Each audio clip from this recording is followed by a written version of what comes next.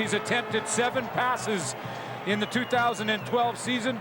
25-year-old from Eastern Washington gets his first start in the Canadian Football League tonight. Kevin Glenn coming off a game in Saskatchewan where he was knocked out late, a hit.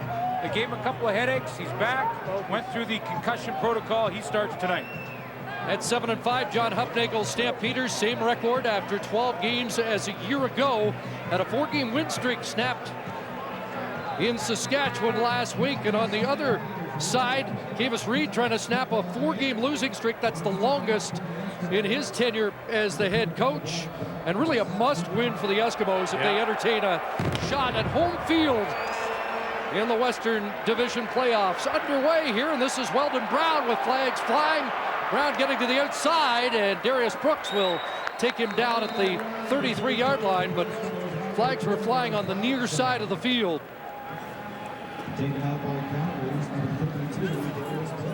Glenn Johnson in charge of proceedings tonight.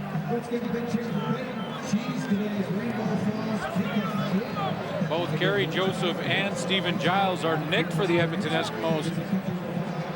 But it'll be Matt Nichols, and I think there's people, a lot of people, that would suggest that maybe this opportunity for Matt Nichols should have happened a little earlier in the season. Well, the future maybe right now for the Edmonton Eskimos, a guy who has been groomed to one day be the guy. Legal interference, Calgary number 36. That penalty's declined. First down. Let's check our starters to watch for the Eskimos. Matt Nichols will be one of them. Jerome Messam is in the lineup, was a healthy scratch for Corey Boyd a week ago. He will go in with Hugh Charles in the backfield, and Fred Stamps is the leading receiver for the Edmonton Eskimos, but had just 1 catch last week. Stamps with a touchdown in each of the first 2 meetings between these two teams. 31-30 on Labor Day, 20-18 in the rematch. Both wins by Calgary. Charleston Hughes, who had that big game Sunday with the first tackle of Hugh Charles. Well, and last week, Charleston Hughes started the game in the very first play by stripping the ball from the Saskatchewan Roughriders, causing a fumble. So he's back on our players to watch list again. Brandon Smith back in the lineup in the secondary, so he gets to play beside his old friend Keon Raymond, who will bump out to corner and get back together again. Our starters to watch brought to you by Rhoda, proud partner of the CFL, and it's 8 teams. 6 for Charles, 2nd and 4. And here's Nichols on a roll, under pressure, and it's nearly intercepted by Jawan Simpson. A couple of interceptions thrown in the preseason here at McMahon by Nichols, both caught by the corner, Fred Bennett. Matt Nichols is on the full run, and Jawan Simpson is going to just go with the flow of his rollout to that direction. And as he's going on the full run, breaking the pocket and getting outside here, Malik Jackson caused him to throw that inside, and Jawan Simpson almost had the first turnover of this game. Should have. So a 2-and-out to start for Nichols. And Grant Shaw to punt it away. Of course, Burke Dale's injured in Labor Day here at McMahon. And on the return, it's the former Eskimo, Jason Armstead, into the lineup with the injury to LaMarcus Coker, so they're on to their 3rd return man in Calgary after Larry Taylor and Coker both go down. Calgary Stampeders on offense. There's one change on the O-line. Edwin Harrison in for Stanley Bryant at left tackle. He was injured, knee injury in August. John Cornish poised for a 1,000-yard season, just 53 yards away. And Marquay McDaniel, his first 2 touchdowns as a Stampeder a week ago. Devin Glenn in trouble early, and he'll get sacked by a makeshift Edmonton Eskimo front 4, and Armando Sewell, who took a thunderous block from John Cornish here on Labor Day, gets to the quarterback early. Well, they have basically lost their starting lineup. And Armando Sewell is a guy on defense for Edmonton that we want to watch tonight, because that's his 5th sack and leads the group that's out there. But they lost basically their entire D-line to injury. No Marcus Howard, Julius Williams, Ted Laurent, Etienne Legaret, and the list is longer than that. 2nd and 14 And the pass complete to Joe West, bumped out shy of the 40-yard line, and both defenses forced 2 and outs on the opening possessions of this game. It'll be interesting to see if John Cornish, he should be able to get his 1,000-yard season, although the Calgary or the Edmonton Eskimos have the best tackler at linebacker in the league in J.C. Sherritt. A nice matchup to watch tonight with Cornish under 60 yards away from a 1,000-yard season, his first in the Canadian Football League. Didn't get a touch on the first series. So there's Joe Burnett awaiting the Rob Maver punt. Short kick, Burnett up at the 40 to field it. And he'll work his way to the 44. Carl McCartney and Keenan McDougall on the special teams tackle. Has had a quarterback from Eastern Washington on defensive middle linebacker, now one on offense. And with more, here's Lisa Bowes. Thanks, Chris. In preparing their young quarterback for his first pro start, Coach Reed told me that they need Nichols to be anticipating versus reacting, and therefore they need the right play calling to allow for that. J.C. Sherritt, who is his roommate and played with him down in college at Eastern Washington, told me he's a gamer. You know, he won games for the Eagles that they had no business winning. He says he has Cali swag, and that confidence will help him in the huddle no matter where he is. Fake to Hugh Charles, does some scrambling and looks for Stamps and got him, and that's a good-looking play by Matt Nichols to spring Stamps to the Calgary 45-yard line. Well, that's the type of play that you get the reputation that you're a gamer, as Lisa mentioned, because he's going to avoid the blitz here, Matt Nichols, from the safety, Eric Fraser. I had a conversation with him yesterday, and he said he fully expects the Calgary Stampeders to get after him with a lot of blitz. He said, I've got to handle it. We've talked about it all week. We've practiced it all week. Gain of 21 for Stamps. Now inside Charles. And down to the 40-yard line. And just another extension to the Eastern Washington connection. Bo Levi Mitchell, the backup quarterback for the Calgary Stampeders, was actually hosted at Eastern Washington by Matt Nichols when Matt was on his way out and Bo Levi Mitchell was on his way in. So during the work week, Bo Levi Mitchell called Matt Nichols, his old buddy, and said, hey, congratulations on the opportunity. I want you to play well, but just not in this game. Nichols, a 4-year starter at Eastern Washington. Second down, he has some time, looks the out, and dangerous pass. Keon Raymond, the veteran, over there in coverage against the intended target, Dobson Collins. When you're a defensive back playing against a young quarterback, especially in his first start, you can anticipate and jump the first look. You don't expect a young quarterback to look off a receiver. He's going to try and lock in. He wants to be accurate on the throw. So Keon Raymond, the veteran, is going to just break on that ball hard, not worry about double moves, at least early in this game, while Matt Nichols tries to get settled in. Davis Reed with his first tough decision of this game, opting not to try a 47, 48-yard field goal. Instead, Grant Shaw will punt and look to pin. Or maybe even fake. And now he'll pooch kick him downfield and have him bounce inside the 10. And it's fielded there, and the newcomer Armstead should have let that one bounce a little deeper. Yep. That was an issue for the Eskimos on their last visit here.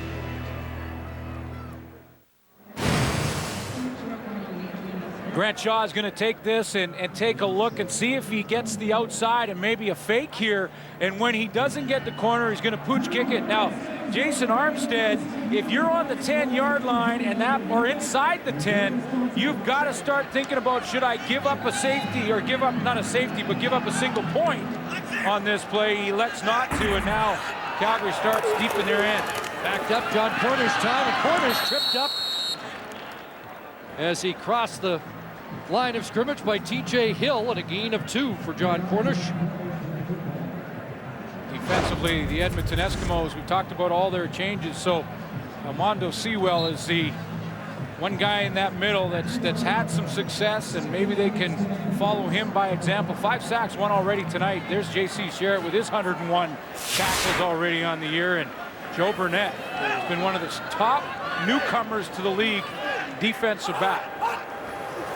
2nd and 8. Glenn from his end zone. His pass complete. And a clutch first down for Robbie Bryant, who had 5 for 96 in the Labor Day rematch against Edmonton, his best total of the season. Gutsy pass down in your own end here from Kevin Glenn. I mean, he's going to throw this out, and there's a little bit of traffic over there. Player underneath in Clint Kent, and then you have the secondary breaking hard downhill on an out route, and Kevin Glenn bang on the money on it. Valuable piece of real estate, 17 yards. First down and some breathing room as the Stamps go double tight end. And here's Cornish, and the Eskimos waiting for John Cornish once again. Got some newcomers in there, including Alex Daniels, number 72, making his Canadian Football League debut. Well, you mentioned the injuries. Marcus Howard gave it a try with the hamstring last week. He couldn't finish.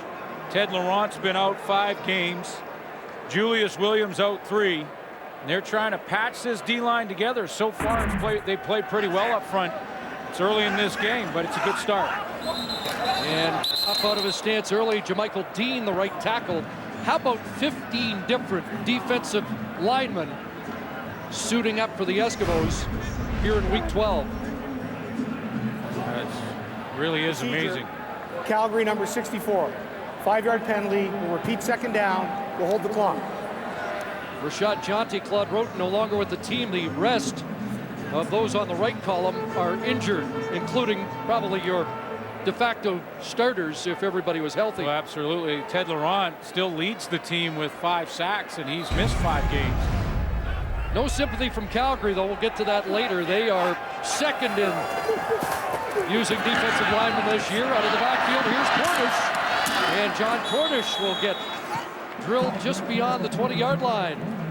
But that will bring up a 3rd down. Sorry, Chris. The one throw from Kevin Glenn to Robbie Bryant got a little field position, maybe enough here so that Calgary can kick it away. I mean, that 17-yard gain is important. You don't have to think about giving up the safety in 2 points, but can kick it away. So the Eskimo defense has started with a snarl after holding the BC Lions last week to 19 points. Neighbors boot. And here's Burnett at his 46, dropped the football, and the Eskimos are able to get it back with Burnett. For his first series, Edmonton, a healthy scratch last week. Corey Boyd had 6 for 28. Jerome Messon's turn tonight. Boyd out, early movement. Looked like the right tackle was first to move. Dylan Steenbergen, the former Calgary Dinosaur.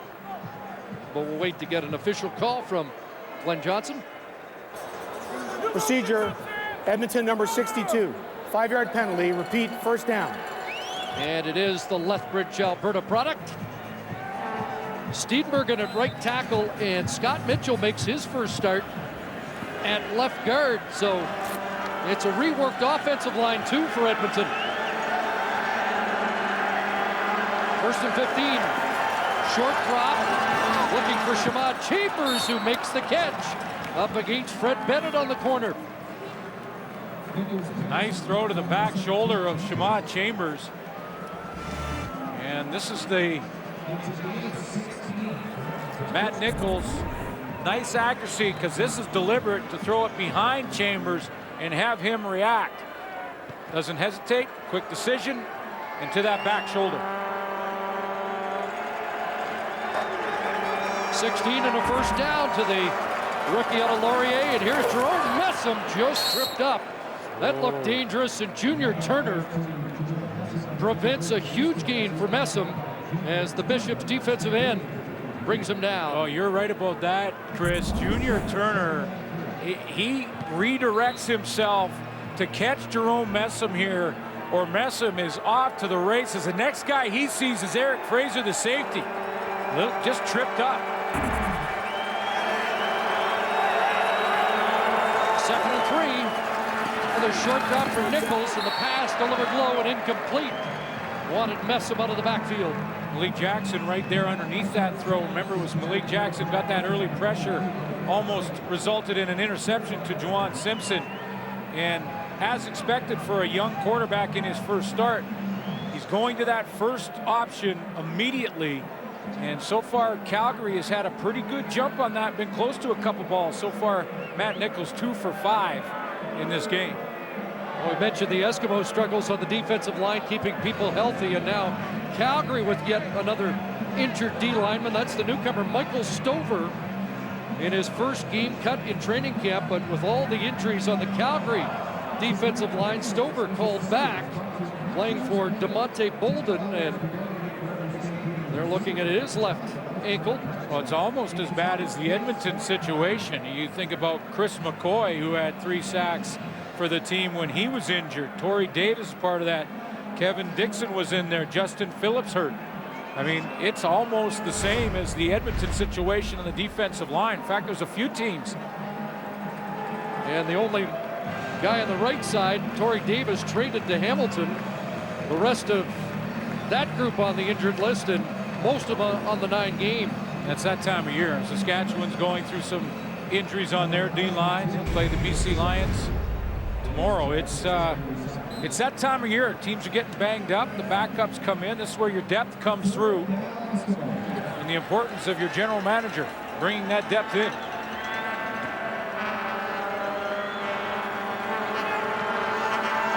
So Shaw again, they send him out to punt and not try a 52-yarder. And he'll look for the corner again, bouncing that one down inside the 10. And there's Armstead legging it out, and a late flag flies. And it looks like that's going against Calgary.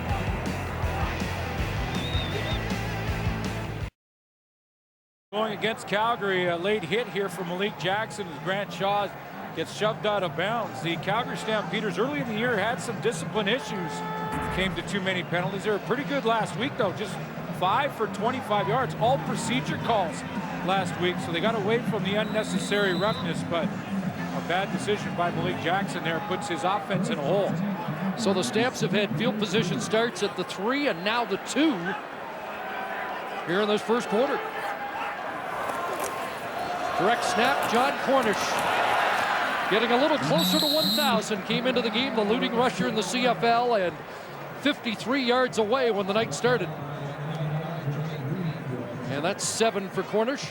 Coming off a week where in Saskatchewan, Corey Chamberlain made a little guarantee and challenged his defense to hold John Cornish under 100. He did that. His defense came through for him, just 67 rushing a week ago. John Cornish might be faster tonight, a little lighter in the pocket. Look after moon over Mosaic. Yes.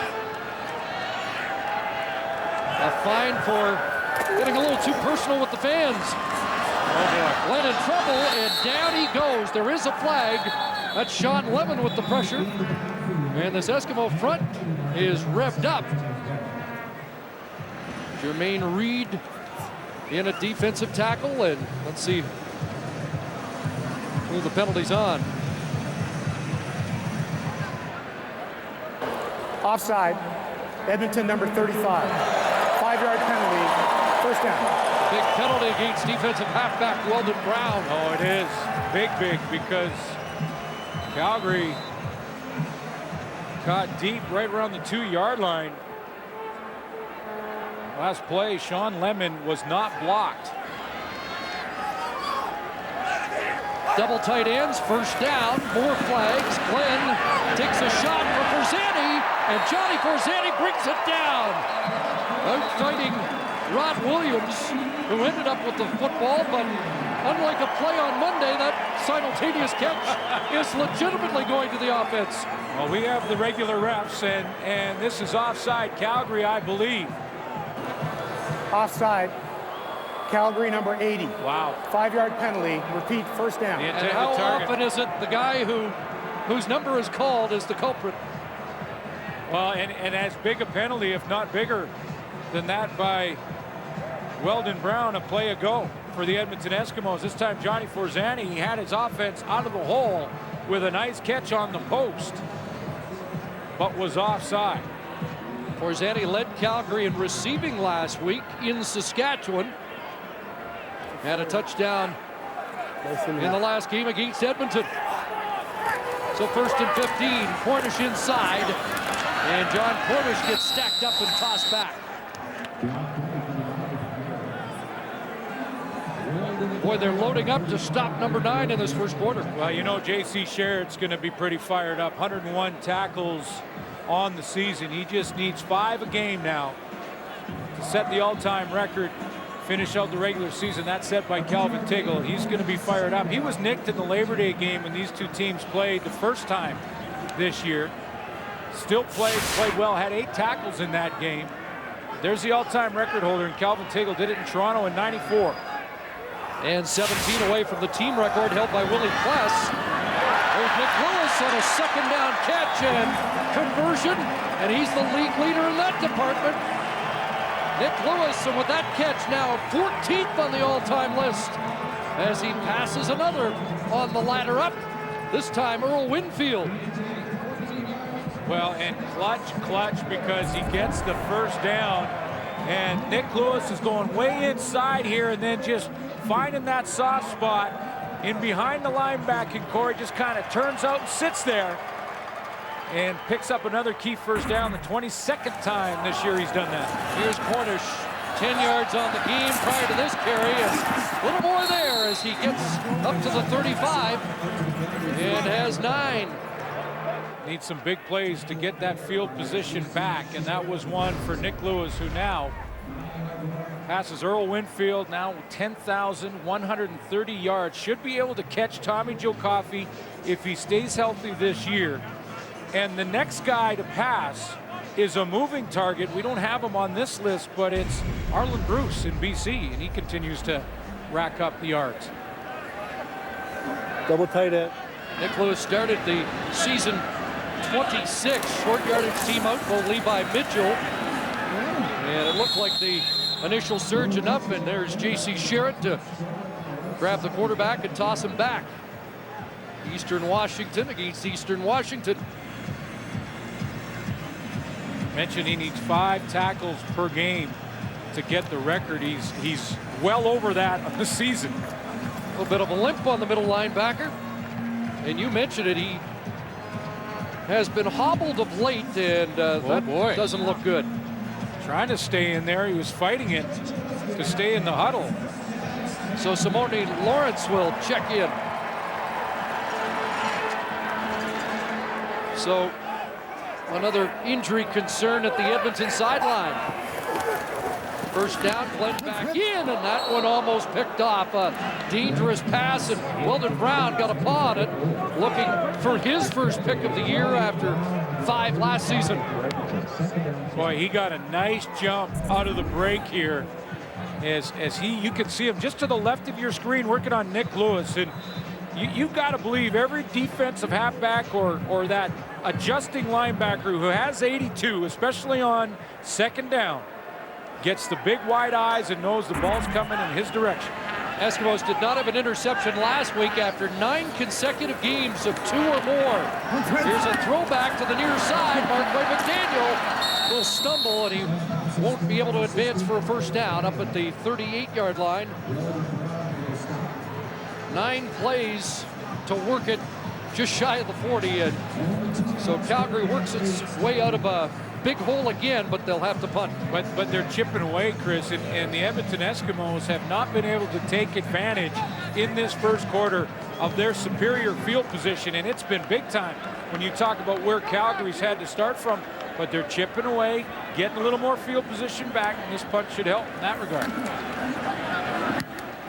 Here's Mabern. Not much of a wind here tonight, and that ball fielded for some reason by a Stampeder. It bounced into Donovan Robinson's hands, and Robinson, a newcomer to the Canadian Football League, decided he'd down the football. Wrong league, Donovan.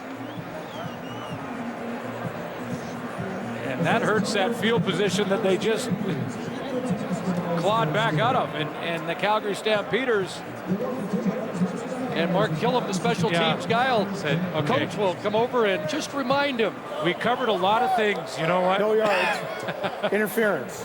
Calgary number 46. 15-yard penalty. First down. We'll have another play.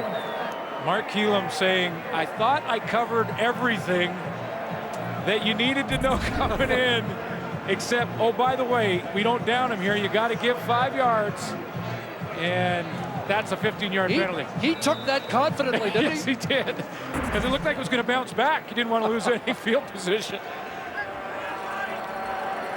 So again, the Eskimos, great field position start. Final play, first quarter. From the Calgary 54, they fake to Charles, and the pass incomplete. Intended for the fullback, Darcy Brown. So we played 15 minutes in the opening quarter. Third meeting of the year between the Alberta rivals. Tough defense and no scoring after one.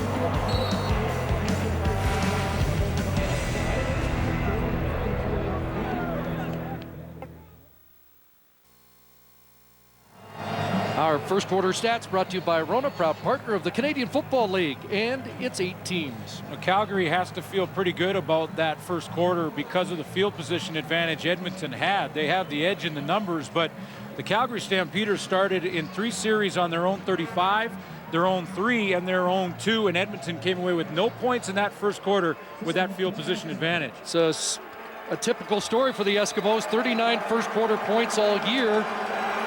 They hope that with young Matt Nichols, maybe he could generate a little bit more. Looking around here and finally finding a target, incomplete.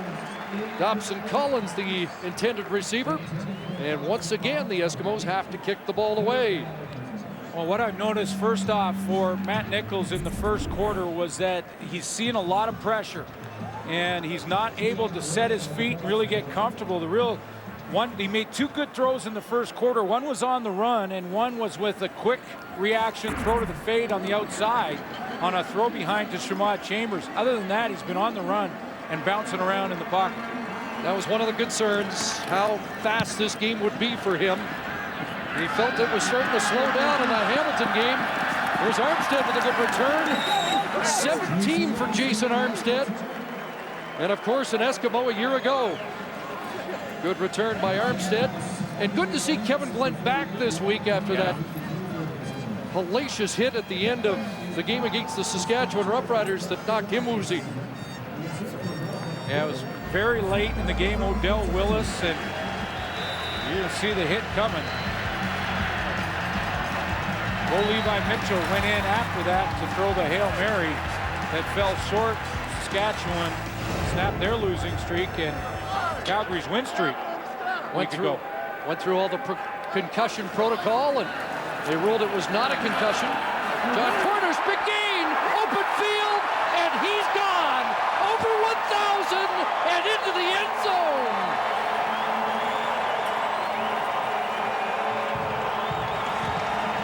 '73-yard touchdown and his first 1,000-yard season.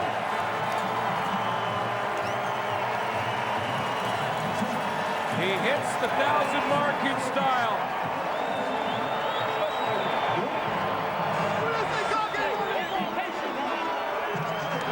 And it's the Wildcat direct snap to John Cornish. Gets a nice lead block from guess who? Nick Lewis. And Cornish is gone. 8th Canadian all-time to hit 1,000. Not sure anybody's done it in quite that style.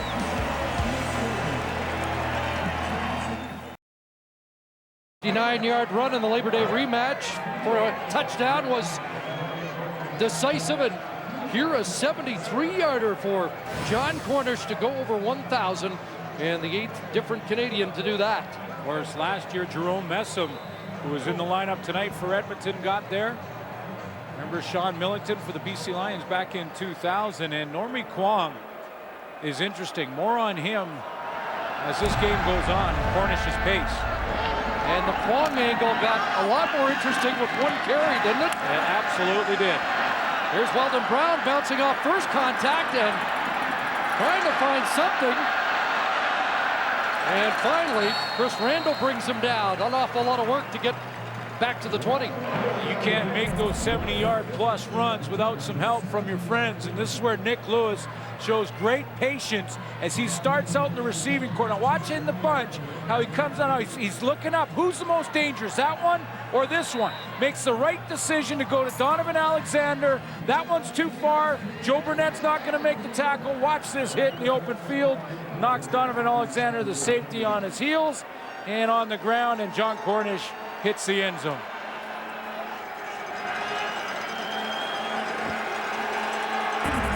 Had 185 yards in the last meeting between these two teams. And now the heat on Matt Nichols because he didn't cash some early field position. Edmonton number 16. 5-yard penalty. Repeat, first down. And now it's the Eskimos backed up.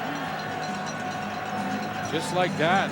Field position has changed, the score has changed, and John Cornish got that all done on a nice 70-yard run to put him over 1,000 yards on the season. First back to accomplish that this year.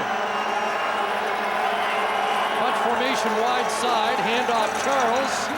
Little shift, but he's pulled down immediately. Brian Bolke wants Edmonton Eskimo property with the tackle. And I'm a little surprised in that first quarter and now a little bit into this second that the Edmonton Eskimos with Matt Nichols at quarterback in his first start wouldn't elect to go to more run game themselves. More Jerome Messon, more Hugh Charles. Charles been their most productive back and let Matt Nichols settle in just a little bit. Marcus Crandall calling the plays from upstairs. Had him throwing in the first quarter. Second and long, Nichols rolls, throws, and that pass too high to be brought down by Nate Kuhorn. Should have been caught. That should have been caught. That's not necessarily first down territory, but it would give the Edmonton Eskimos a lot more room to try and punt the football out. It looked like he might have been just about a yard short. But this one in his hands as Matt Nichols bought himself some time. Nice route running to get the separation. A little high, but through both hands. Almost looked like Kuhorn mistimed it a little bit. Down, yeah. Yeah, good point. And so it's the third 2 and out for the Eskimos. And now Calgary should get it in great field position. Brad Shaw the boot, end over end. Another flag as this one bounces out at the Calgary 53-yard line.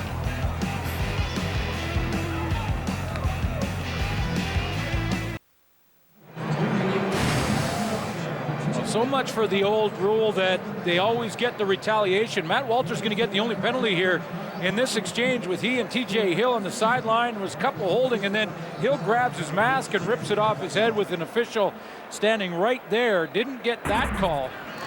Only penalty called against Matt Walter.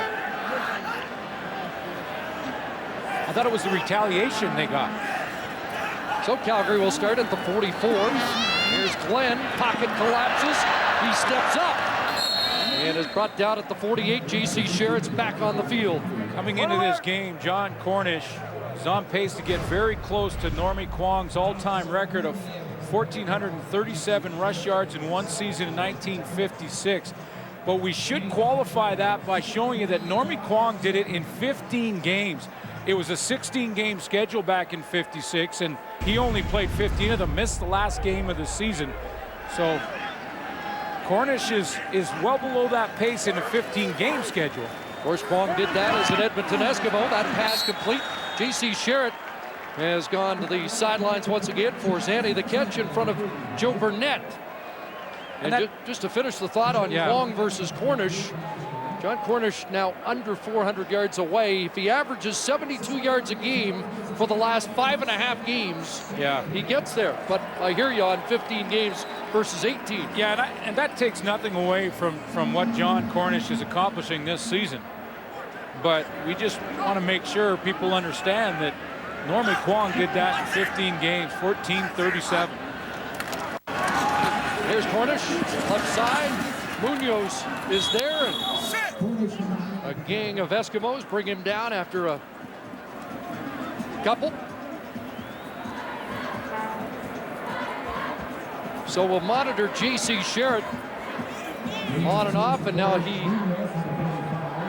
if he checks back in. Clint Kent onto the field. He is back in there. He back in that series, getting the call right now and getting the defense lined up. He was out. John Cornish runs 70 yards. 2nd and 8. 35.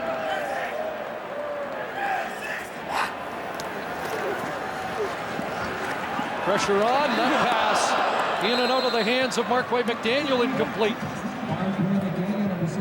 And the kick team comes on for the Stamps. We've seen both teams drop an interception early in this, and we've seen now both teams receivers drop a catchable pass. And this one to Markway McDaniel has been used more and more. 5 catches last week. Again, maybe distracted just a little bit with TJ Hill coming underneath that throw and just lost his focus. Hill distracted him just enough. Joe Burnett getting a signal from the bench. We'll see how he handles this kick. Fields it at the 13. Little crease. And up beyond the 25 before he's wrestled down by Carl McCartney.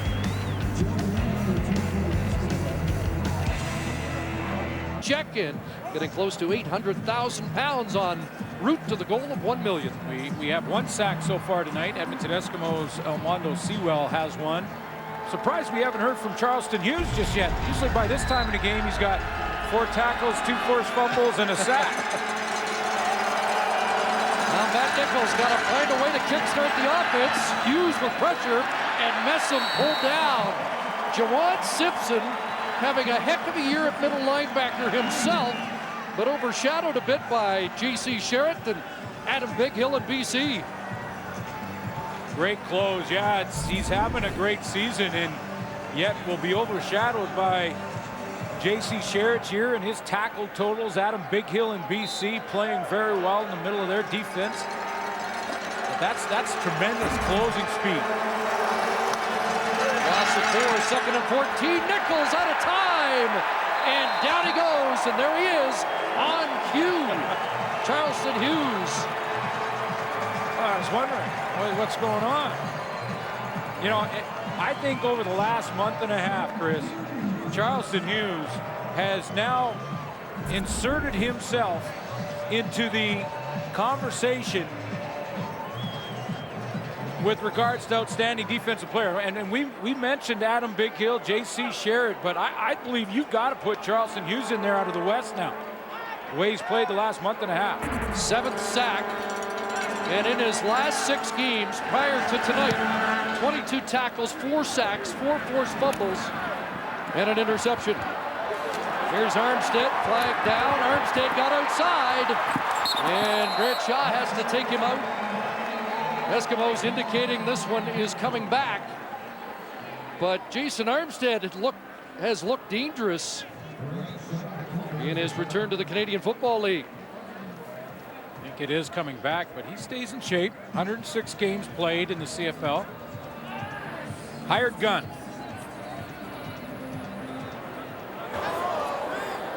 Legal block. Calgary. Number 28, 10-yard penalty. First down. Brandon Smith back in the lineup. He is called. Let's check in with Lisa Bowes. Thanks, Chris. Well, Drew Tate is about 2.5 to 3 weeks ahead of schedule in his rehab. He was really dialed into just getting back. He's on the sidelines. John Hufnagel wanted him to be mentally engaged. He wanted him to feel that little bit of pressure of getting ready to play, and I can tell you he's been very active down here, analyzing and reviewing with the rest of the pivots and his receivers. Dislocated shoulder July 7th. Most thought he'd be out the year. Here's Joe West, and it opens up a lot of daylight for West.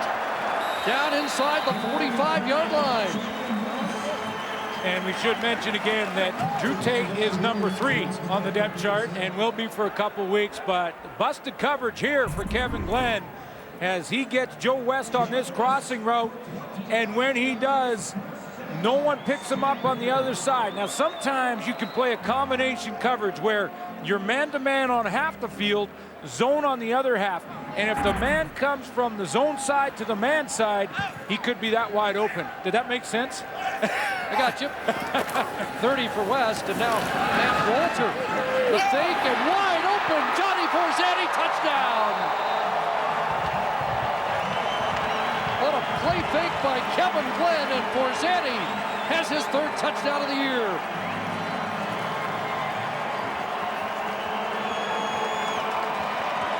He has had a play over 30 yards in 7 of the last 8 games. Had a big play called back when he was offside in the first quarter. And he gets in behind the Edmonton secondary here on a tremendous play fake that fooled the entire front 7. Gives Kevin Glenn time to get outside, and look how wide open Forzani was. I bid on that fake too. 44-yarder to Forzani. The extra point is through. And the Stampeders have a 2-touchdown lead.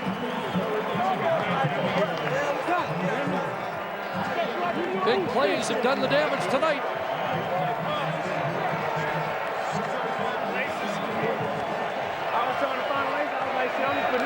Edmonton Eskimos are trying to play a little zone defense. Dylan. Y'all watching the game? I know y'all couldn't make it to the game. There's Johnny Forzani, and this is supposed to be a zone defense with a halfback deep in the corner, sitting underneath like that. And watch how the halfback's going to get all turned around here. And when he does, he never gets deep enough to take Forzani on this deep route. He gets turned around, he spins around thinking it's an inside throw, and by that time, he has completely lost Forzani in behind him. I believe that was Chris Thompson playing halfback to the wide field. 8th catch of 30 yards or more for Johnny Forzani. And as you mentioned, it's becoming pretty well a weekly event now. Well, he has really taken over as the deep threat for Kevin Glenn. 2 touchdowns in the last 3 games. That's his 3rd now in 3.5 games.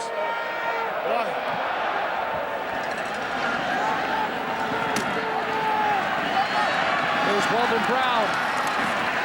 And Brown with a good return. Still going. Past Paredes and across midfield before Fred Bennett drags him down.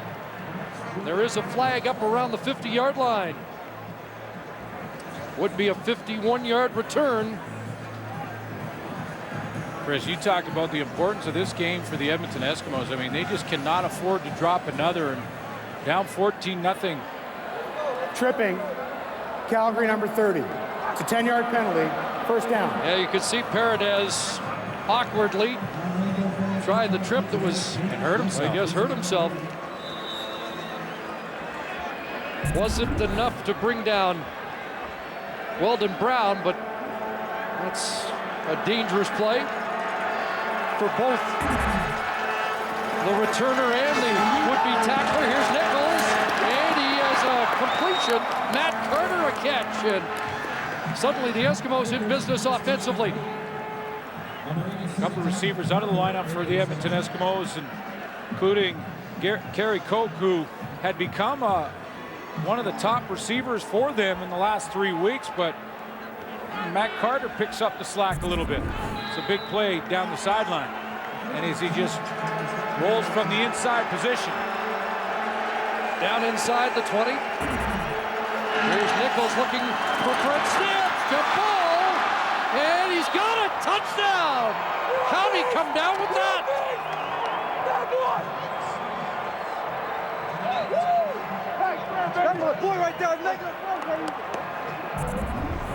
The contested catch. Fred Stamps starts to the right of your screen in the slot position. Going to run the corner. I talked to Matt Nichols yesterday about guys that have helped him, guys he's watched to tutor him throughout his young career, and he said Ricky Ray was one guy I learned from big time, and he said the one thing I learned from Ricky Ray was how to throw the corner route. And that was a nice throw to Stamps. Oh, he stole that away from Keon Raymond, who thought he had the pick.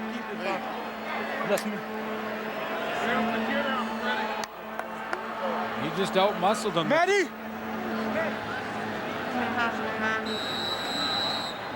Fight, babe. Yeah, Matt Carter set it up with a 34-yard catch and then an 18 to Stamps. And needless to say, the Eskimos needed that.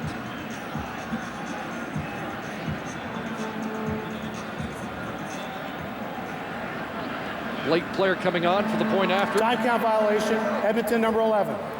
5-yard penalty, repeat the convert. And that's Matt Nichols' second touchdown throw, his first coming out of this formation.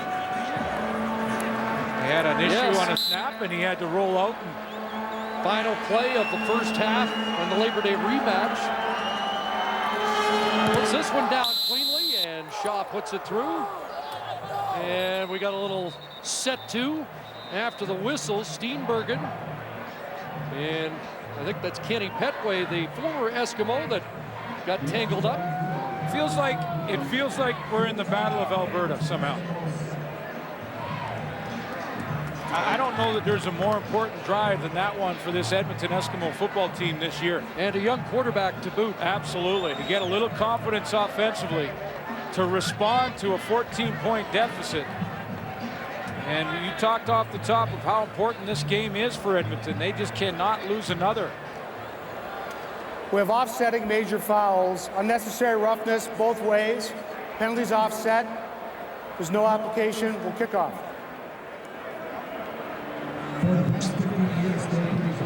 Well, let's watch Fred Stamps, who I believe was pretty excited about the opportunity here to see what Matt Nichols could do. He only had one catch last week for 11 yards, and he's going to make this happen. Double coverage really ends up being between Keon Raymond and Brandon Smith. He just goes up, catches that football at the high point, and for young receivers watching, that's the key. That ball's arriving. Don't wait for it to get to you. Get aggressive and go get it, and that's what Fred Stamps did there.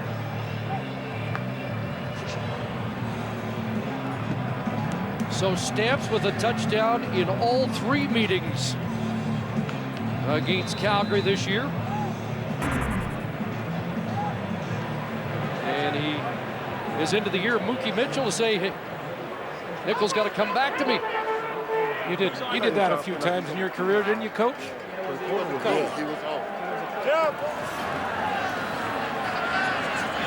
Well, here's Armstead from his 15. And he's taken down just across the 30-yard line. Tackle made by Delroy Clark.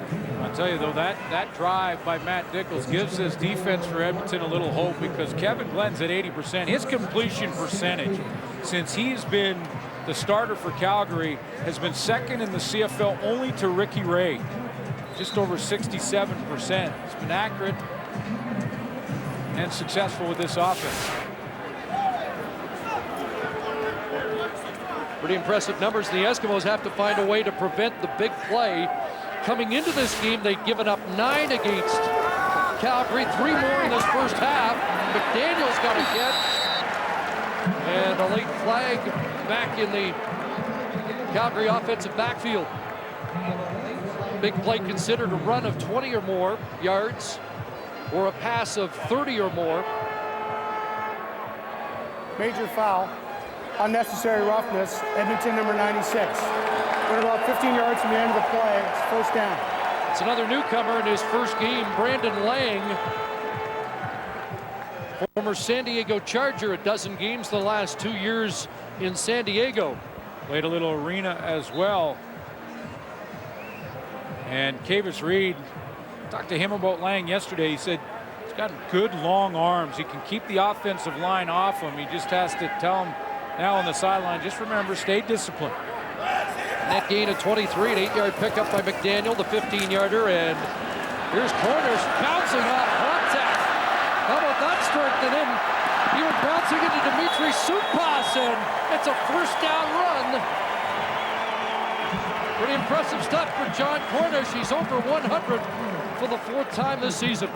You know, last week a bit of a humbling experience for him in a lot of ways. He had to apologize to his teammates, apologize to the league, the Saskatchewan fans for what he did on the sideline. But you know, he didn't have a big game, and I know he was frustrated. You could see it in his body language last week, but what a difference confidence can make. And he makes one big run for over 70 yards in the first quarter, and that confidence is immediately back for John Cornish, over 100 tonight.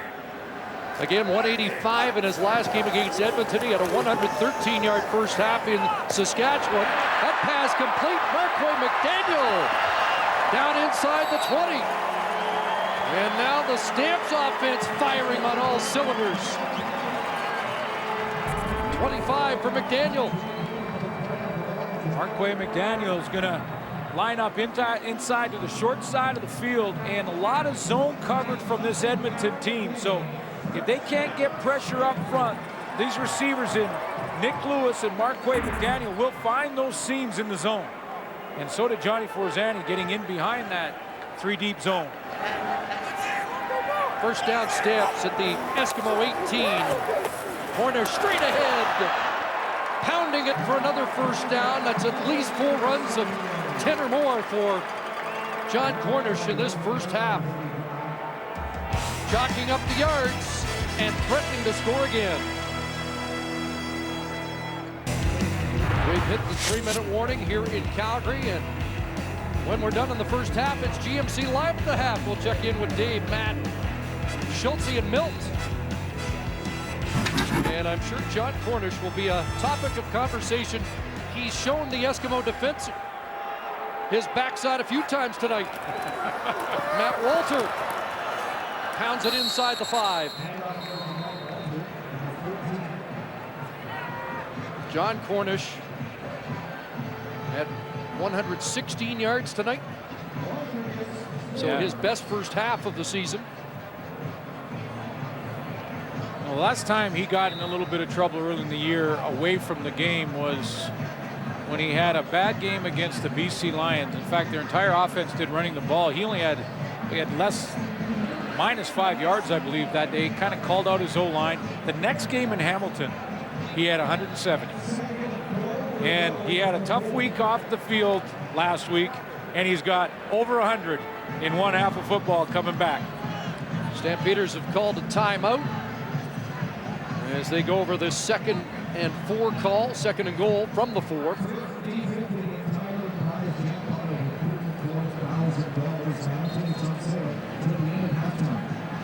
Tremendous response, though, from this Calgary offense after the Matt Nichols drive and that tremendous catch by Fred Stamps. Not sure, there was a little confusion on the play call or whether they were just stalling to give Cornish some time to catch his breath, because after the timeout, John Cornish checks back in.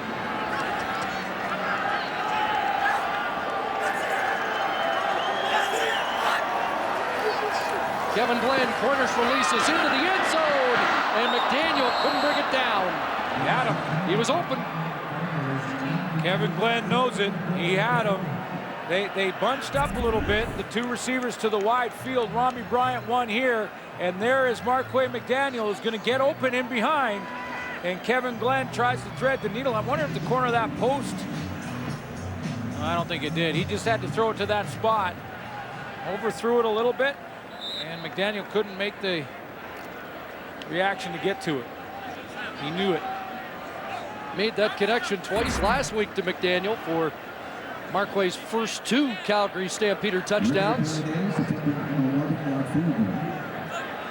Paredes, who limped off earlier, is okay and puts it through. And so it's a 10-point lead pending this penalty.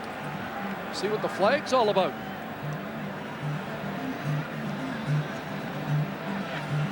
And Kivas Reed anxiously awaits. If it's offside, Calgary gets a reprieve. If it's against Edmonton. There's no infraction on the play. Field goal's good. Might have conferred on an alignment issue, but Checked it out, no penalty, but a good response from the Calgary Stampeders, even though it's only 3, because after the Matt Nichols drive, the Fred Stamps catch, that's where you start to get the foundation for a little momentum if you're the Edmonton Eskimos. But Calgary comes out, they take the football, drive it right down the field, get to the doorstep, kick a field goal. Now all that momentum, the air is out of the balloon there. Well, let's see how Matt Nichols handles the last 2:19. Eskimos take the ball at the 35. This is an area where Kavis Reed was very impressed in practice with Matt Nichols running the first team fire drill on offense, where the quarterback's calling the plays. Bulk of those yards came on the last 2 completions in the last series. Nichols with time, looks for Stamps again. Incomplete. Chris Randall, Eric Fraser in the area defensively. That should be a pretty good matchup for Edmonton, though. Stamps against Randall. Well, if you're wondering and just joining us why Matt Nichols, the third-string quarterback, is in, both Stephen Giles and Kerry Joseph are a bit nicked, but when you take a look at the numbers offensively for the struggling Edmonton offense, you got to believe it was maybe time to see Matt Nichols. If he's going to be the future, you got to take a look at him in live game action. 2nd and 10, and it looked like Steenbergen out of his stance prematurely once again. I mean, Kerry Joseph has really done what he was brought in to do, and that's to help the young guys out, play a little bit. I mean, he played very well against Calgary on Labor Day and the rematch. In fact, threw for over 300 in both those games and didn't get the win because of missed field goals by Grant Shaw. Stephen Giles a little more nicked, but he has struggled. Lost a close one last week. Procedure, Edmonton number 62. 5-yard penalty, repeat, 2nd down. It is the right tackle, Steenbergen once again. That was it was a tough second half. Actually, Stephen Giles played pretty well in the first and then Timer, really struggled in the please second. add 1 second to the clock. 2:13. 2:3. When Kavis Reed started doing the math and saw Giles and Joseph just a little nicked, but probably could go if they really had to, and said maybe it's time to look at the young man and Matt Nichols and give him a shot. So he took the #1 reps in practice this week. Nichols says he's leaned on Kerry Joseph for his experience. Well, this has been building for a few weeks. He took about a third of the reps prior to the Hamilton game and did see some action, was maybe the only sliver of positivity in that game, and a catch for Stamps. He reached back, and what a big grab that is. Key 2nd down conversion to keep the offense on the field here in the late stages of the first half. It's a courageous catch because he's going to bend himself in here, but has to kind of reach back, the ball a little bit behind him, and he thought he was going to get hit hard by the safety coming up. In this case, it was Chris Randall, and Randall kind of tries to pull the ball out rather than running through him. But Fred Stamps, courageous to reach back there and make that catch. 21 for Stamps. Up at the the Eskimo 51. Hugh Charles right side. And not much there. Corey Mace with the tackle. Nice chat with Hugh Charles yesterday, and these running backs are working together. And Corey Boyd's a healthy scratch tonight. Jerome Messam on the sideline right now, and you know one thing though, they don't even have to say it. When you're talking to them in a conversation, their eyes say it all when they talk about only 6 carries last week for Hugh Charles. And every running back wants to see the ball more than 6 times. 2nd and 8. Nichols through his reads and stops in Collins, and Jawan Simpson unloads on Collins at the 50. They're going to be about 1.5 yards short. 3rd down and decision time for Kavis Reed.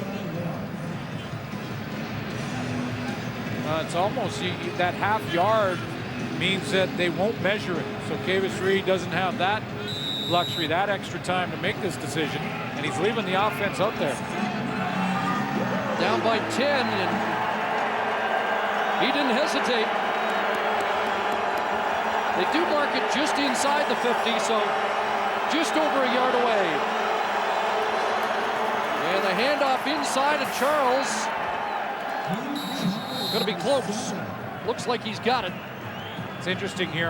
Kavis Reed and I, when we're talking about short yardage and the 2 backs he has on the roster right now, and Jerome Messam and Hugh Charles, and I said, on short yardage, wouldn't you go with the bigger back and try and just pound it in there?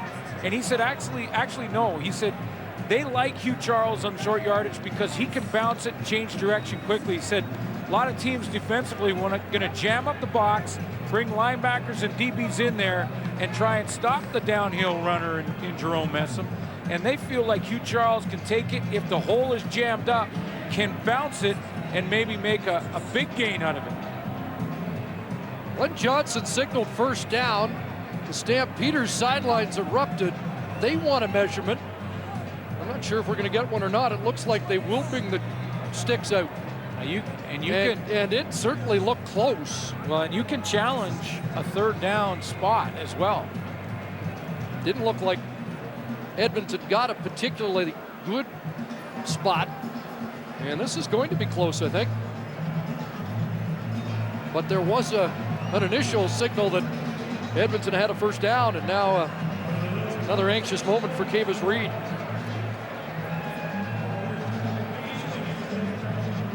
When I saw the spot, I didn't think they had enough. Didn't get it. They didn't get it.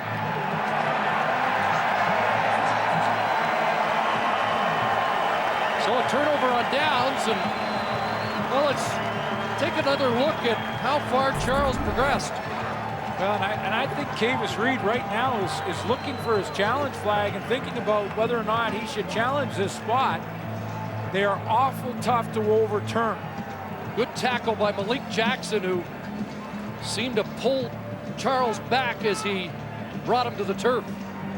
I'll even go further than awful tough. They're almost impossible to overturn.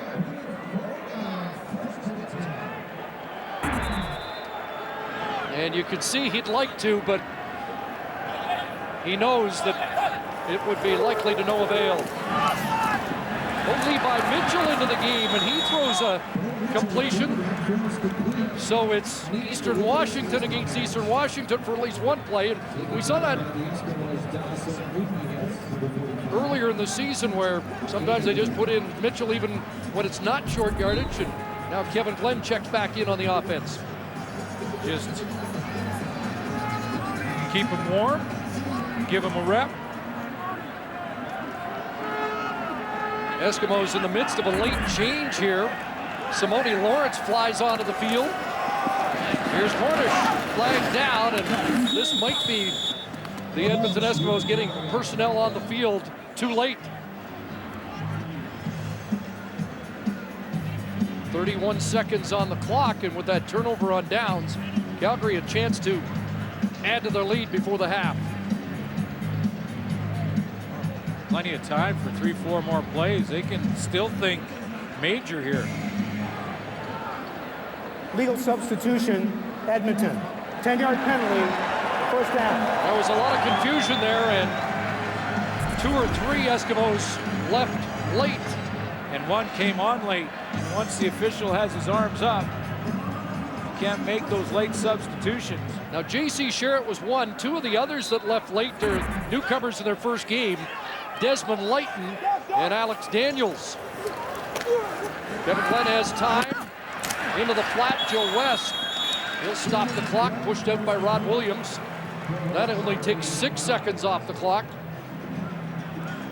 This Calgary offensive line's really come together over the last 6-7 weeks. And we showed you John Cornish's accomplishment. He's over 1,000 in the first half, but look at the pocket created for Kevin Glenn. No one in his face. Nice throwing lane, able to step up and hit Joe West right on the sideline. Only Ricky Ray with a better completion percentage this season, and it's a high percentage game for Glenn and a high yardage game for John Cornish as he takes that one down to the 26. And now a little example of the offensive line for Calgary with a little bit of run blocking, and it's going to be down block to the inside here. And watch how they just wash that entire D line down. They'll let the contained man go high. He's got to stay with Kevin Glenn. That was Alex Daniels. Glenn, and that one batted down at the line of scrimmage. So Glenn now at 73.3%. 11 for 15 on the night. Dave Dickinson's going to try and squeeze in one more play. 11 seconds left.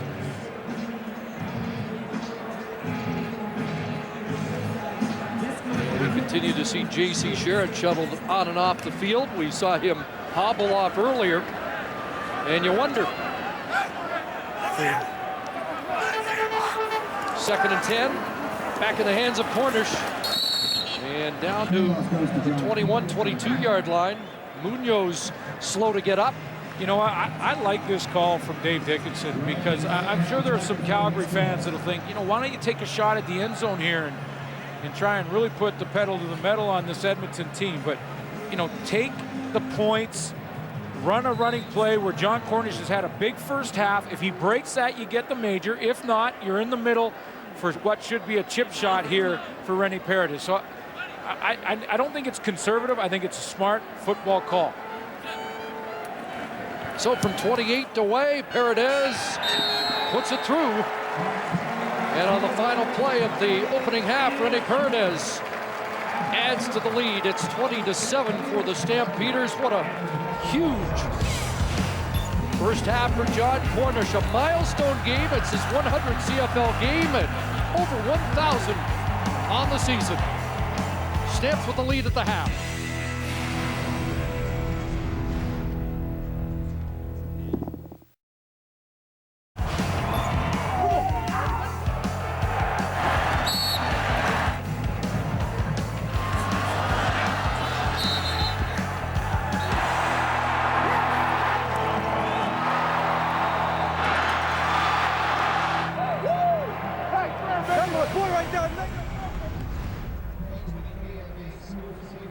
Getting ready for the second half, 20-7 Calgary. Here's Lisa Bowes with Kavis Reed. Coach, your assessment of your young quarterback, 7 of 14, 115 yards, 1 touchdown. I think he's doing a good job of managing a football game. We're killing ourselves with penalties, and that's what's stalling our drives right now. And that continues to be your Achilles heel, but what is it going to take to get this offense rolling in the second half in a game that is so meaningful for this team and this franchise? Just playing smart football. It's not committing dumb errors, and that's been the thing that we've been battling for so long. Making certain that you're supposed to be where you're supposed to be when you're supposed to be. Simple execution is a key for us. Thanks, Coach. Thank you.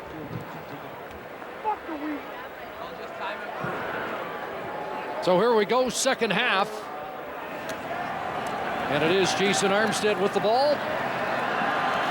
And a flag down as Armstead crosses the 30-yard line. Kavis Reed mentioning penalties. 8 Edmonton penalties in the first half for 65 yards. Quarterback trying to find his way, and meantime, think back to that first quarter where Kavis Reed had such great field position and didn't take advantage. Legal block, Calgary number 85. 10-yard penalty, first down. That's Joe West. Gets the call that backs up Stampeders. Here are the offensive leaders for Calgary in the first half. Yeah, nice completion percentage again for Kevin Glenn, 174 and a touchdown. John Cornish goes over 1,000 yards with a 73-yard touchdown run, and Johnny Forzani has another TD. Here's Cornish, first run, second half, and a good sure tackle from Weldon Brown, moving up from his defensive halfback spot. Yeah, you mentioned Kavis Reed talking about penalties in the 2 games against Calgary Stampeders, Labor Day and then the rematch. 22 penalties for 170 yards. A lot of the focus obviously on the missed field goals at the end of both of those games. But Kavis Reed yesterday in his press conference talked about it was the penalties that hurt us most in that series, and penalties in the first half again. 2nd and 8. Fake the swing pass, dump it over the middle. And here's Marquay McDaniel to the outside. First down. And pushed out at the Edmonton bench, but they'll move the chains. Well, you just want your playmakers to make one guy miss. Just try and break one tackle. If you can break one tackle, there's often a big gain to be had behind it. And Kevin Glenn had to be real patient to get this to Marquay McDaniel, get him away from his offensive line. There's the miss, there's the broken tackle, and away he goes. Yeah, the newcomer Brandon Lang whiffing on the first shot at McDaniel. Turns out to be an 18-yard pickup. Stampeder first down, just beyond their 38. And the direct snap is fumbled, and Edmonton's on it. Sean Lemon comes up with it. We've seen that direct snap with regularity to John Cornish, but this one off his shoe tops, and it's Edmonton football. Yeah, let's take a look. That's just a low snap. John Cornish didn't get, this is the play or the formation and the direct snap. He made his big 73-yard run, but that one low into his shins. And I'm wondering if Sean Lemon was touched, and he was by Kevin Glenn. He got up and ran immediately, but Kevin Glenn touched him down by contact. But a turnover for Edmonton and an opportunity. Not much doubt there was contact between Glenn and Lemon. Big turnover. Eskimos with the ball to Calgary 34. Mess him out of the backfield, and Malik Jackson tracked him well. Well, could we be seeing something that the Edmonton Eskimos could go to more as this season continues? Although just can't afford to drop another game. But both Hugh Charles and Jerome Messam in the same backfield together. Both take off and go to their sides for little flat passes. Fifth catch of the season for the late arriving Messam. Just 2 on the play, 2nd and 8. Nichols with time, takes a shot, downfield, end zone! Incomplete. Cohorn battling with Fred Bennett.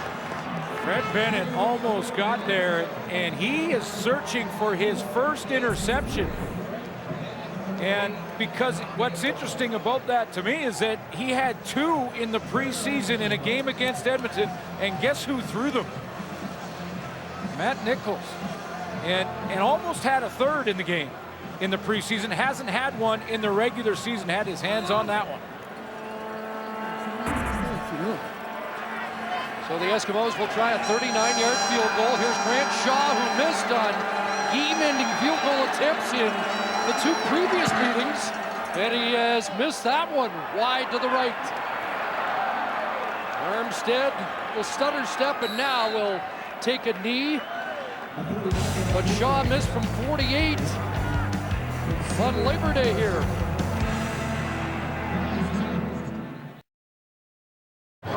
Halftime, and the Calgary Stampeders organization honoring Nick Lewis for becoming the 16th player in Canadian Football League history to hit 10,000 yards. Lyle Bauer with the presentation. You heard John Cornish at halftime talk about his key block on his 73-yard run. So no points off the turnover by Calgary. And here's Forzani trying to readjust for that, and it's incomplete. J.C. Sherritt, we talked about coming in at 101 tackles, had 3 in the first half, and was banged up in that first half. I saw him on that pass drop on that last play and could barely get out there. He's just trying to gut it out. Looks like he's got a knee brace on the left knee. And an Eskimo defensive lineman is down, and out comes the staff to look at Elmondo Sewell, who has been maybe their best defensive lineman with all the turnover at that position. Well, he has 5 sacks with 1 tonight. Led the D-line coming in and tackles. Of course, it's a young D-line with all the injuries. This is epidemic stuff for the Eskimos along the defensive line, and while he gets attention, we'll step out.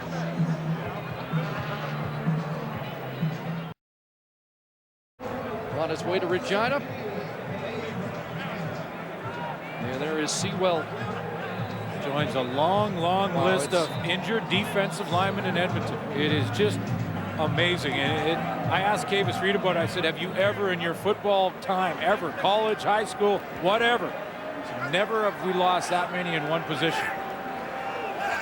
And you can make a pretty good argument that's the strength of their team when they're healthy. Catch is made by Armstead. And at receiver, his first grab is a Calgary Stampeder, tripped up by Simone Lawrence. Well, you're right about that, Chris. It was the strength of their defense coming in. And remember, this is an Edmonton team that got off to a real nice start early in the year with wins over Toronto and Winnipeg, BC, even in BC. And that defense looked like it was going to just be outstanding all year. They lost Marcus Howard, they lost Ted Laurent, and on and on. And it's been a very different defense over the last 4 weeks, especially against the run. Great post. First down just beyond the 45-yard line. Glenn under pressure. And the ball is caught by Cornish. Low throw to just get it away. And Don Oramacion, the only member of that defensive line who's played in every game, made the tackle. Think about this defense in Edmonton in their last 4 games against the run alone. 600, well over 600 yards in those 4 games. Well over 150 yards per game. And when they started the season, their first 4, they were allowing just 88. Big difference. I mean, Mark Nelson's team was 1-2 in just about every category for the first third of the season, but the injuries have taken their toll. Second and almost a full 10, and Nick Lewis has the catch, and how many does it take to bring him down? Another first down catch for Nick Lewis, and not only is he the league leader in this category, and I love this stat. It's one of my favorite, and I use it quite often, but it's money time. It's time to make the big play, move the chains, or your offense leaves the field. Nick Lewis leads the league. In fact, when you look at the best combos, 2 receivers, Lewis and Marquay McDaniel, who's come on in the last 4 or 5 weeks, they lead the league together in those receiver combos for first down. I think I counted 5 Eskimos to bring him down. A one-handed drop by Marquay McDaniel after an 18-yard catch. You know, Nick Lewis got off to a great start in that stat. He had 15 in the first 4 weeks. As he got more attention, Marquay McDaniel has become more of a go-to guy on second down. He has 9 of those catches in the last 8 weeks and 15 for the season. Yeah, and then when you add them all up, they lead the league. And you know, some people may be surprised at that, thinking of the great receivers in S.J. Green and Brandon London in Montreal. They were a couple down the list, and Getzlaff and Weston Dressler in Saskatchewan in the number 2 spot. Second and 10, corners up the middle, and not much that time at the 45-yard line. Lawrence and Oramacion with the tackle to force the kick team on for Calgary. Tendency breaker, Dave Dickinson calling the plays, trying to just catch the Edmonton Eskimos in full pass rush mode and see if he can't sneak a run play in there. But boy, pretty nice for Dave Dickinson to have the offense evolve to when Nick Lewis starts seeing more double coverage and more attention, that Marquay McDaniel can step up and make those clutch catches for him.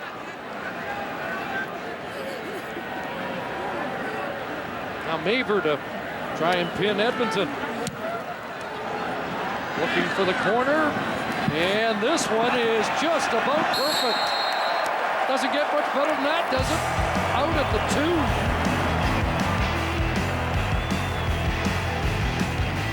2. Brave Domination premieres Thanksgiving Monday on TSN. What a great kick by Rob Maver, 43 yards into the corner. Flags fly on the play. Doesn't get off, and Charleston Hughes is dancing because this one's going against Edmonton. Procedure, Edmonton number 62. 5-yard penalty will repeat first down. Well, that's 3 tonight on the young right tackle. Dylan Steenbergen, former Calgary Dino. And Tim Prinzen doesn't look happy at the bench, the big offensive line coach.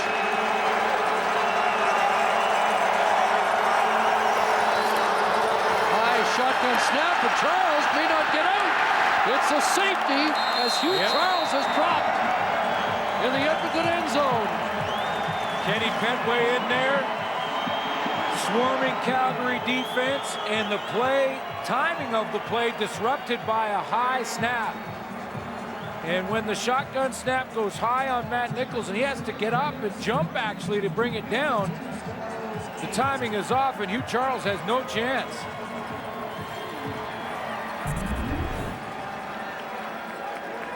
Kenny Petway fight his way in there, but you can see the timing off a little bit there.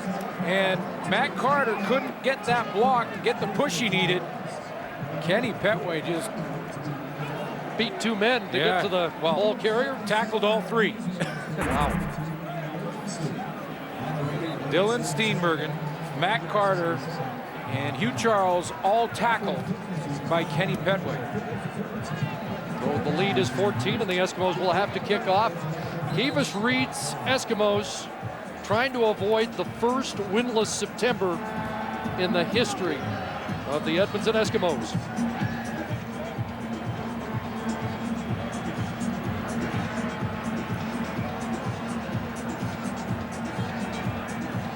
That's some kind of defensive line play from Kenny Petway. And we talked about the injuries that Calgary's had to go through. You see how the ball was juggled there again by Hugh Charles? But Kenny Petway, he not only jammed the hole, he reestablished the line of scrimmage. Huh?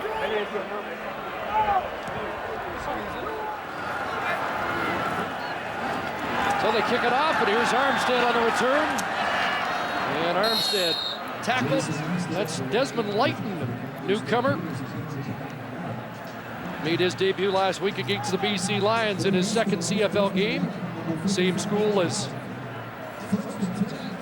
Kerry Joseph out of McNeese State.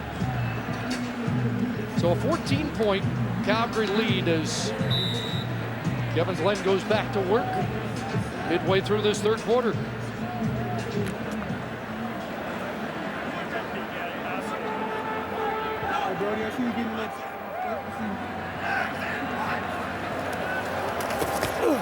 Glenn a pump, and he's got it open. Joe West.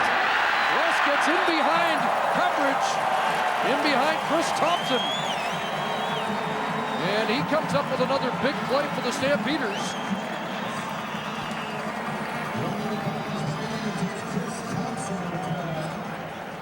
Pump fake on the double move.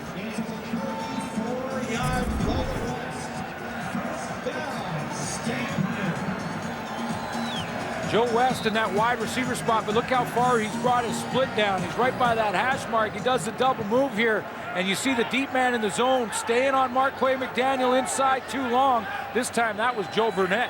Fourth big play, that's a 34-yarder to West. And now a fake to McDaniel. And the pass complete to Nick Lewis, who gets dragged down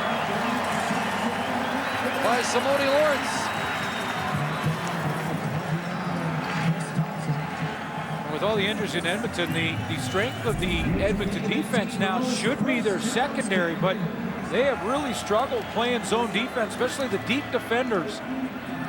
Getting locked into one guy. This is a man-to-man straight coverage and a crossing route. It's tough to cover all the way across the field, but... And that is Chris Thompson, excuse me, Suits, who made the tackle. That's a veteran secondary, though, that should be playing better outside of Joe Burnett, who's in his first year. Hornets trying to get outside, nothing doing that time. Good play by newcomer Alex Daniels to take down Cornish. These newcomers to the D-line and big bodies.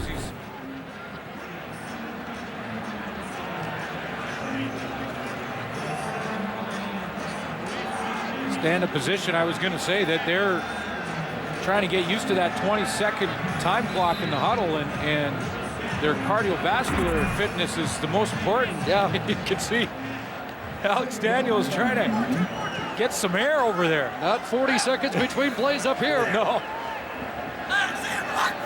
Loss of 1 second and 11. Glenn stands in, and that pass incomplete. Looking for Joe West in the end zone.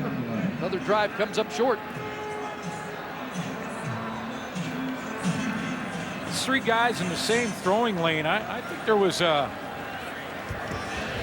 route issue there. Not sure which one. Looked like Marquay McDaniel, Joe West, they were all kind of lined up in the same spot. That's not what you're supposed to do.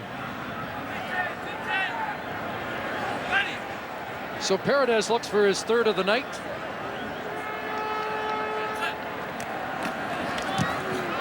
And he has another drilled through from 27 out.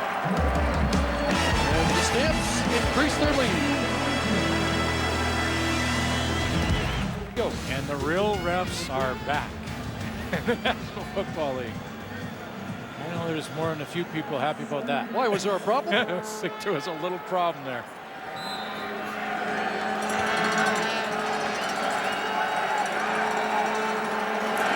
Nichols goes to work. Dobbins, Collins, the crosser, he's got it. And Keon Raymond recovered to make the tackle, just short of the first down. Really tough to evaluate, you know, what Matt Nichols has done tonight. I mean, he really hasn't had all that many opportunities. We've seen a good drive from him when he hit Fred Stamps for a touchdown. It was an important one in that first half, but just hasn't had many opportunities. And when he has a offensive line has gone offside or had legal procedure calls. Protection is broken down. Short yardage team comes on. Second and less than a yard. Stephen Giles will push ahead and get the first. I just wonder right now if Kavis Reed, I mean, how many more series is he going to give Matt Nichols? I know both quarterbacks, Kerry Joseph and Stephen Giles, are nicked. But Giles is healthy enough to play at short yardage. And I'm not saying that the Eskimos are down at this point in the game because of Matt Nichols. Nichols back in. Here comes the safety blitz. Nichols looking deep for Matt Carter and missing him. Ball falls incomplete. You know, I saw Matt Carter run that route, and with the pressure coming from the safety, Eric Fraser, he had to get to that corner quicker. He made a couple moves down the field, and he has to realize, too, that there's pressure coming. It's coming here now. So Matt Nichols doesn't have that much time in the pocket. You got to get to your spot quicker when you're seeing more pressure. So he made an extra move down the field. By the time he turned around, the ball was already gone. Second and 10. Pressure on. Nichols gets away, and it opens up. And he'll take off, and he should slide. He scrambles out.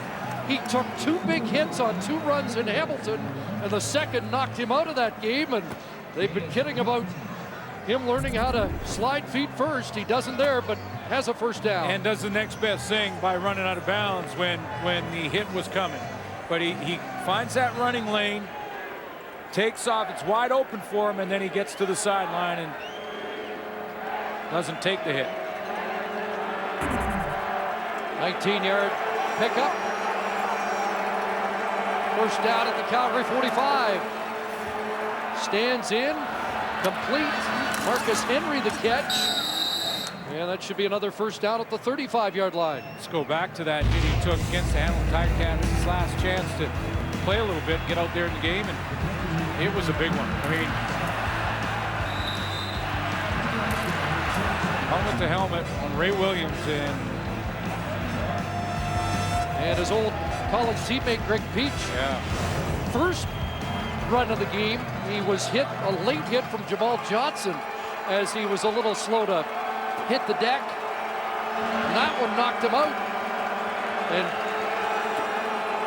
just prior to that, he had tossed 2 touchdown passes, both called back by penalty. Here's Messam, right side, Jerome Messam has about 3 yards. And the tackle made by Junior Turner. You know, it may just be me, and it also may be that Jerome Messam hasn't seen the football much, has been in and out of the lineup, and that's not really fair. But he just doesn't seem like he's running with the same authority and those same high knees that he ran with last year. I'm not sure if he's completely healthy. Course off-season knee surgery, 2nd and 7. Nichols time, pass to the flat, incomplete. And Keon Raymond is going to get called, and he doesn't agree with it. Intended for Dobson Collins.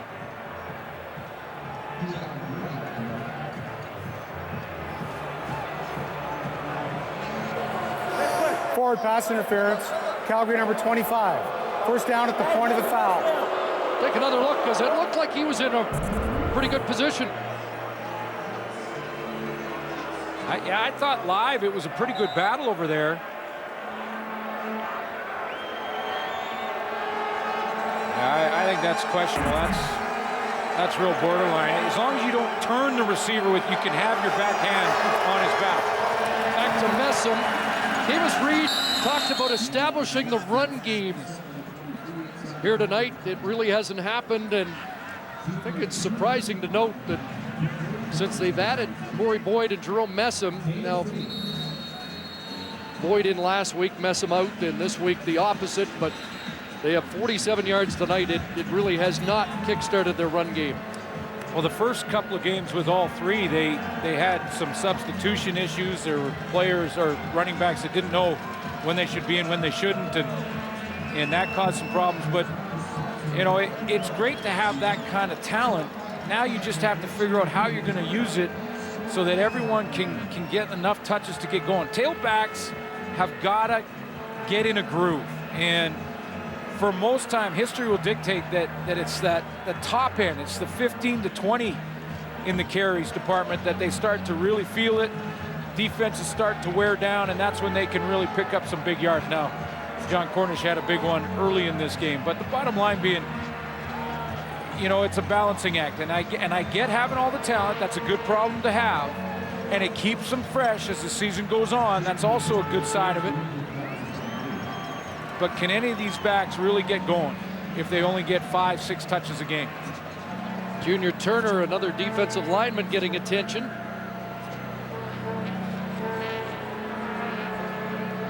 Number 9 pick in 2011.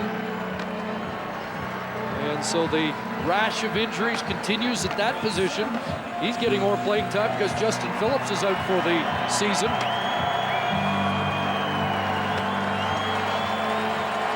Both these clubs going to have to get on the phone again after this game. Start searching for more D linemen. Hard to find Canadian D linemen at this point. Oh, you're right.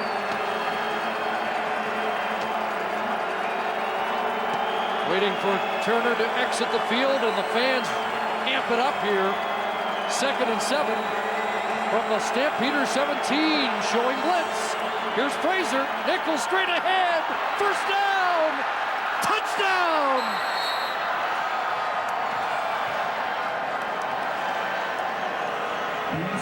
Boy, Matt Nichols gutted this play out. He saw the rotation where a linebacker's going to drop. I believe it was Malik Jackson, and Eric Fraser comes out of the middle. It's a play they've run a bunch tonight. As the safety comes down to the left of your screen, and it's actually Juwan Simpson, number 12, who drops back at the safety spot. So they take the best tackler, the middle linebacker, put him back there at safety, and Matt Nichols catches him in it on the quarterback drop. Well, they've talked about his moxie, and he showed it there. And the Eskimos get a little closer on a touchdown run by Matt Nichols. Well, that's establishing a run game. Well, and it's a great call against the defense, because there's Eric Fraser, the safety, and there is Juwan Simpson, who usually lines up right here. Well, now he's dropped out to play safety, creates a void right through the middle, and he just got to get to that second level. Matt Nichols does that, and then in the open field, just gets the angle on Juwan Simpson to get to the end zone.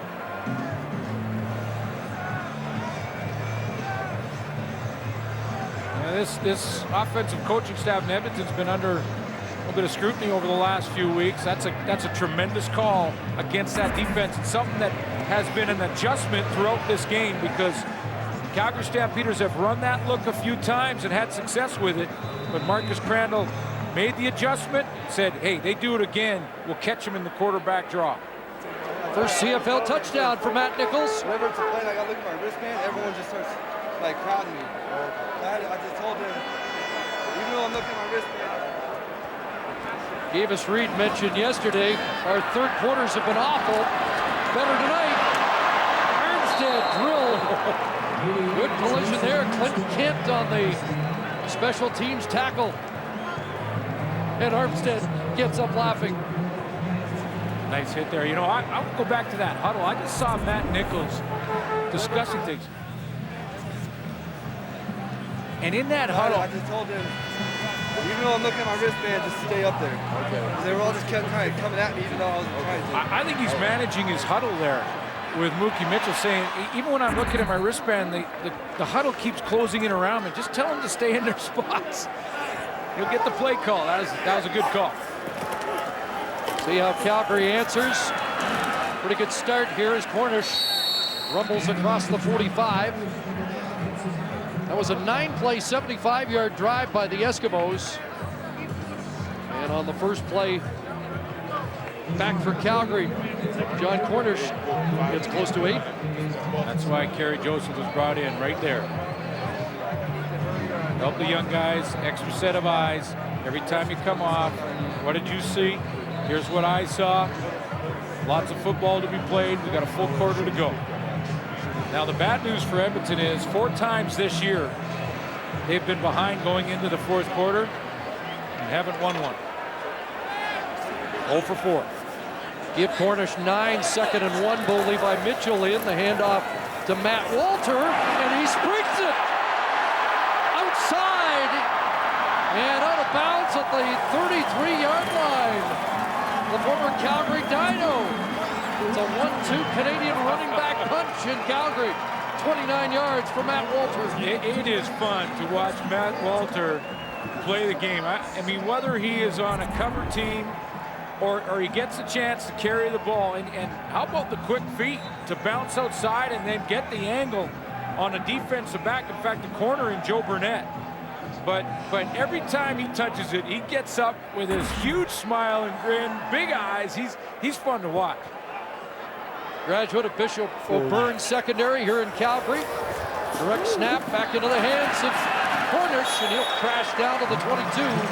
Another first down. But Matt Walter, he scored that first CFL touchdown on Labor Day, and he has mentioned every touch could be his last, so he makes the most of them. So we're through 3 quarters here.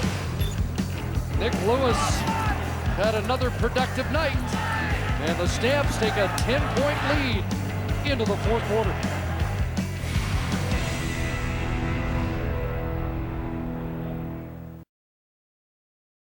Better third quarter for the Eskimos. Let's check the numbers.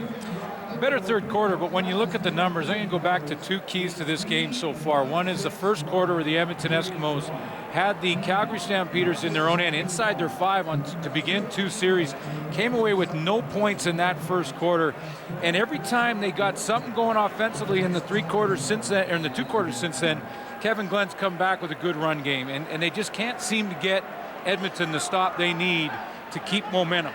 And the Eskimos did have that deep start in their own zone. It resulted in a safety. Here's Kevin Glenn starting the fourth quarter with a pass that off the fingertips of Rod Williams. Flag down.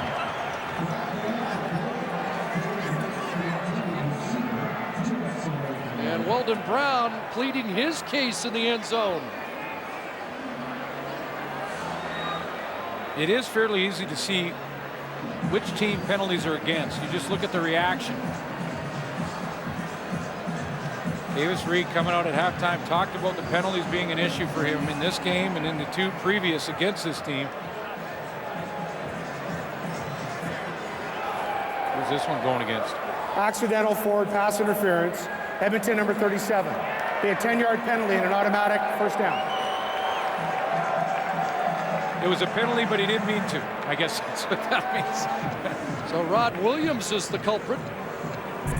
And accidental basically just meaning that he's just to the right corner of the screen there. Just meaning they got their feet crossed up as they're going for the football. And that's accidental. There was no deliberate attempt to pull or grab or anything like that.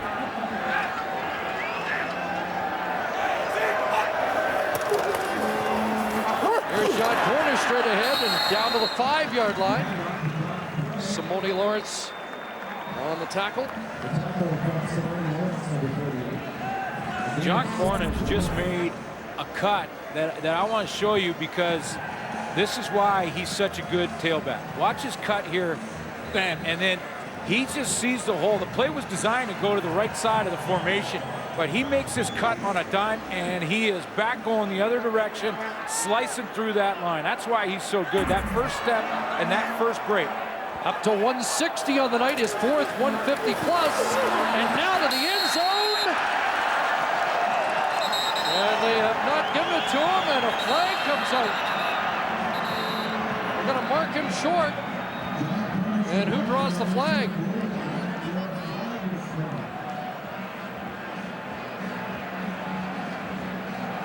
See what Spencer Wilson, left guard, did right there? Get John Cornish out of there. Right away, reached in and said, okay, we'll see what the penalty is, but get away, don't react, don't retaliate. The ruling on the field is the Calgary player was down prior to the goal line. After the play, objectionable conduct on Edmonton. It's first down at the 1. Well, he has scored his 9th touchdown of the year tonight. Let's see how close he came to number 10.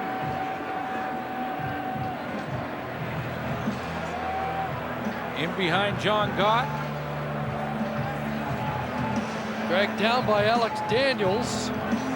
What did Alex Daniels do at the bottom of that power? Who did what? It was actually Weldon Brown who kicked the ball out of John Cornish's hands.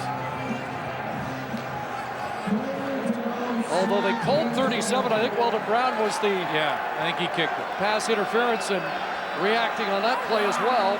First and goal, John Cornish, touchdown.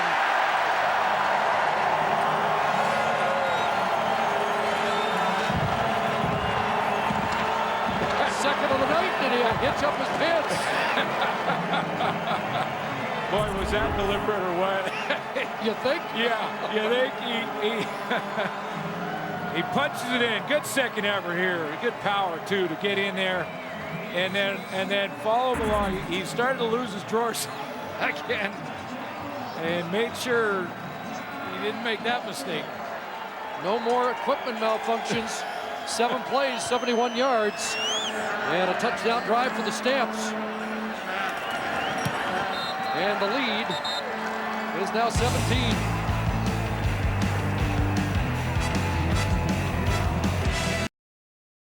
Good strong hands.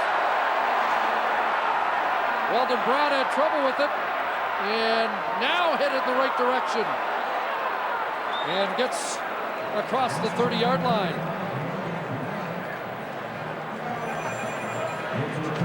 What a night for John Cornish.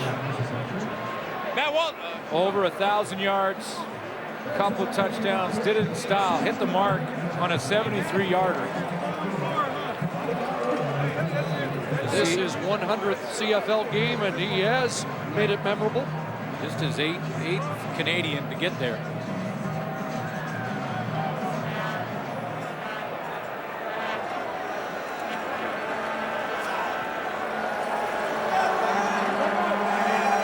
Edmonton starts just beyond the 30. Well, hitch, Newhorn, not much there. Into traffic, Fred Bennett, Jamar Wall, Kuhorn with his first catch of the night. And he had been starting to become a more frequent contributor. 10 catches, 123 yards in his last 2 games, Nate Kuhorn. Quiet so far this evening. 2nd and 7. Nichols over the middle, incomplete.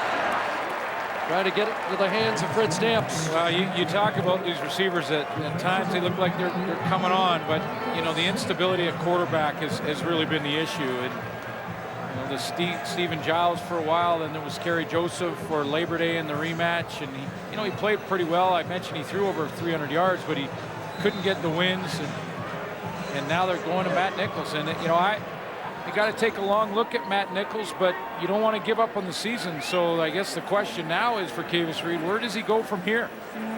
Regard to his 3 quarterbacks. Well, they're getting into dangerous territory. The crossover opportunity took a hit tonight with a big win by the Ticats against Montreal. Not that it's out of the question. And they fell behind the Saskatchewan Roughriders last week when Saskatchewan posted a win against Calgary. Grant Shaw drills it. Markway McDaniel from his 33. And he'll get tossed down by the long snapper, Ryan King.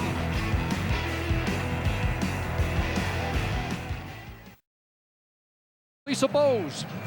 Thanks very much, Chris. Yes, J.C. Sherrick came out at the half with a leg brace on. That didn't work, and clearly the Edmonton defense is not the same when number 47 is on the sidelines. You see he's got the ice pack on. He is done, and he's been done actually for a while now. Fake to Cornish, inside for Joe West, and heavy traffic there. Wow. West gets taken down just beyond the 45. Some adjustments to the offensive line of the Stampeders here in the second half. Edwin Harrison out of the game at left tackle, so Spencer Wilson, the former Calgary Colt, moves over, and there's Abi Khan in at left guard. Edwin Harrison just got back in the lineup too. The first game returning from injury, his knee, back in August. Good to see Abi back in the game. 9-year vet out of Simon Fraser. And a crosser for Robbie Bryant. And Bryant is drilled and flags fly. Very close to the first down, but see what the flag, and it's like a face mask.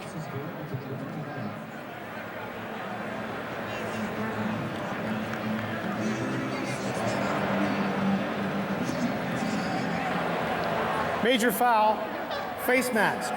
Edmonton, number 29. 15 yards from the end of the play. First down. 10th face mask penalty against Edmonton this year. They had 2 last week. Chris Thompson's had a bit of a rough one back in that secondary tonight. Not much question, and Simone Lawrence took advantage to unload. Remember Chris Thompson with a pair of end zone interceptions the last meeting. John Cornish trying to bump his stats, and he'll do that down inside the 30-yard line. 189 is his career best in the last meeting, and he'll challenge that in this fourth quarter. Well, Simone Lawrence is going to get involved. He's going to get a lot more playing time with J.C. Sherritt. Ice pack on his knee. Rallies back and makes tackle. Was also in on the tackle in the previous play, but you're right. D-line completely banged up, down to not just second team guys, but you're now bringing in guys that have been in on the football team for about a week on the D-line, and then no J.C. Sherritt. Cornish to 179 on the night. Kevin Glenn faked there, and now he'll just shovel it to Cornish down to the 25-yard line. Meanwhile, the Calgary Stampeders put some serious pressure on the BC Lions now as they continue to set their sights for the possibility of that bye. At BC next week, they have a pair of games left with the Lions. BC and Saskatchewan tomorrow.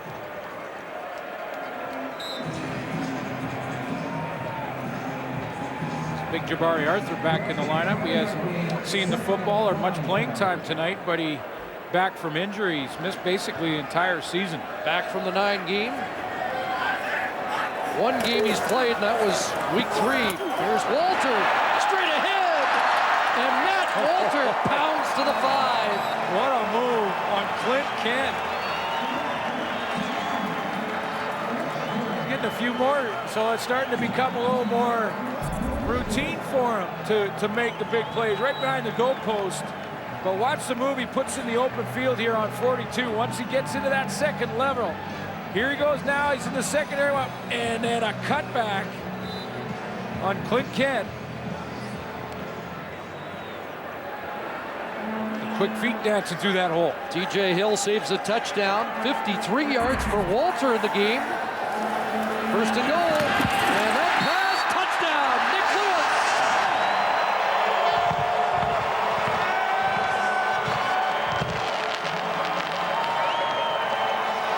First and 7 for Lewis, and it's his 8th of the year.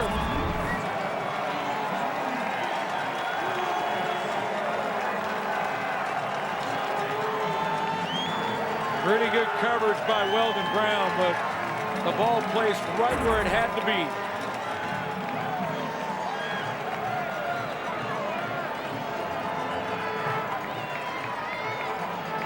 Looking for their 3rd win over Edmonton. The first was a 1-pointer, 2 points. The difference in the second, and this one not going to be as close. 6 plays, 68 yards, and another Stampeder touchdown.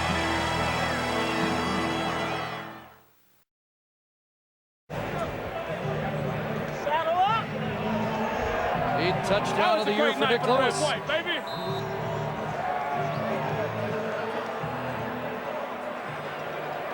Like your 77 say, that's all, folks. But wait, there's more. Pretty comfortable with this lead. Just under 8 minutes to go. Weldon Brown on the return. Spins across the 35.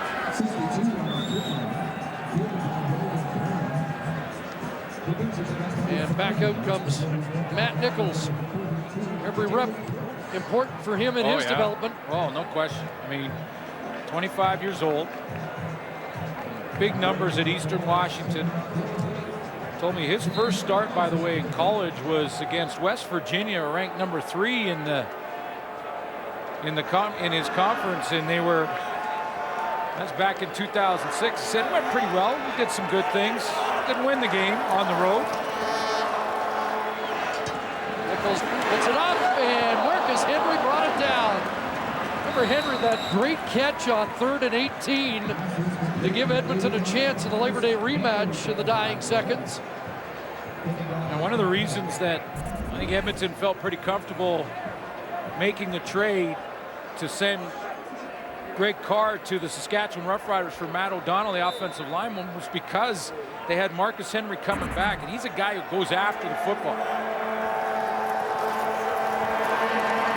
Nichols runs out of time, steps up and taken down. Malik Jackson has the sack, his second of the year. Both have come against Edmonton.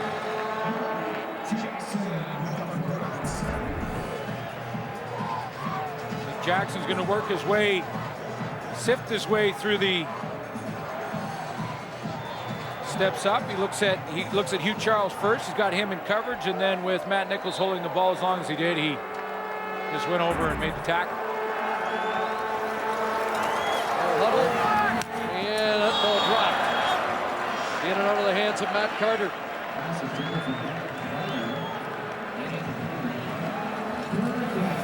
So 3rd down.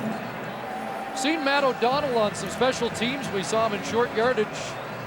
Wondered if we might see him in the late stages of this game. You mentioned the acquisition of O'Donnell in the Carr trade. Big guy at 6'11", 340. And they liked what they've seen in workouts so far. Might be just too early to get him involved. Well, and they might want to rush the process because the O-line for Edmonton has taken a bit of a beating tonight.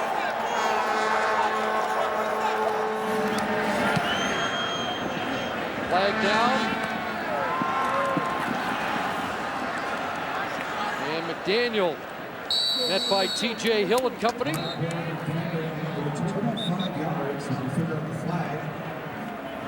Under 6 minutes left here.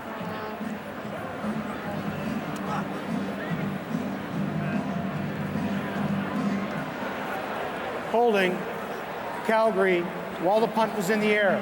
Be a 10-yard penalty from where it was caught. First down.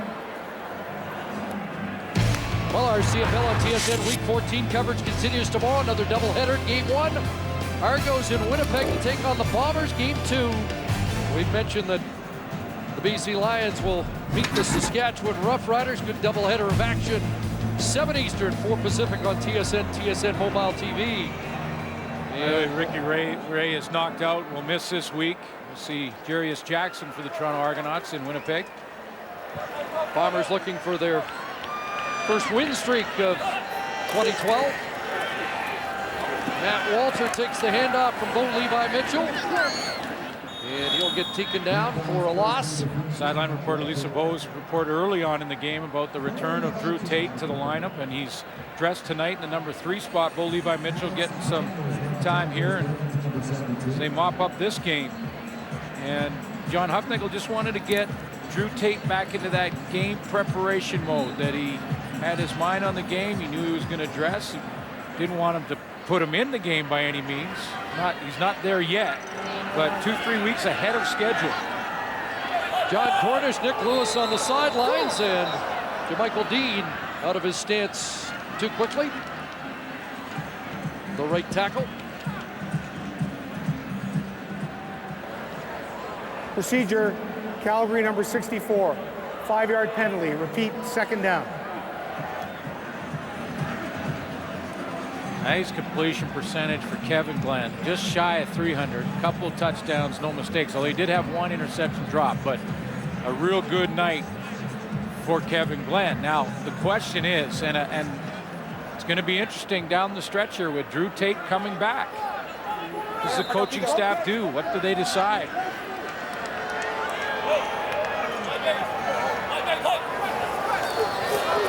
Second and 15, and Levi Mitchell deep, and he's got Joe West. Got in behind Rod Williams, and Levi Mitchell shows you the gunslinging arm that a lot of people are excited about here in Calgary. He doesn't lack confidence, and this is an example of it as Levi Mitchell from his own end zone. He's 5 yards deep in his end zone, steps up in there and guns one deep down the sideline. Why not? It's a way to get some field position back quickly. Joe West has 6 catches for 135 on the night, and another big play against the Edmonton defense. Double tight end.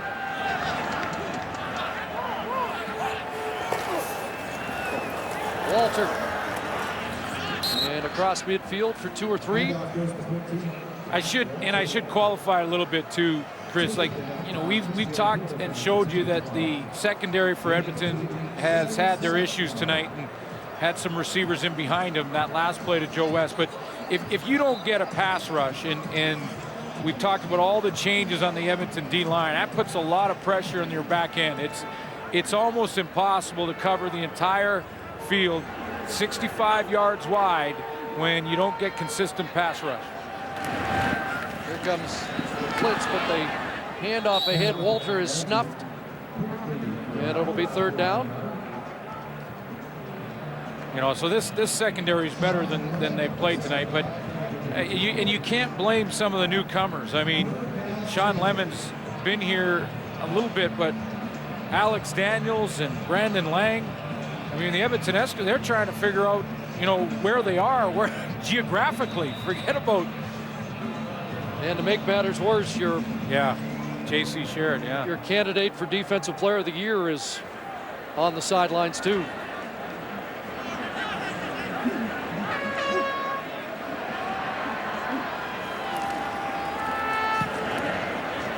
Rob Maber with the boot. Burnett at his 10. And he gets taken down by Darius Brooks. 3-minute warning here at McMahon.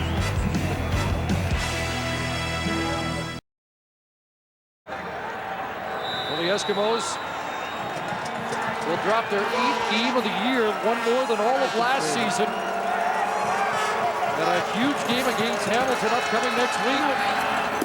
Dobson Collins with the catch. He's bounced out by Brandon Smith. 3 catches for Collins on the night.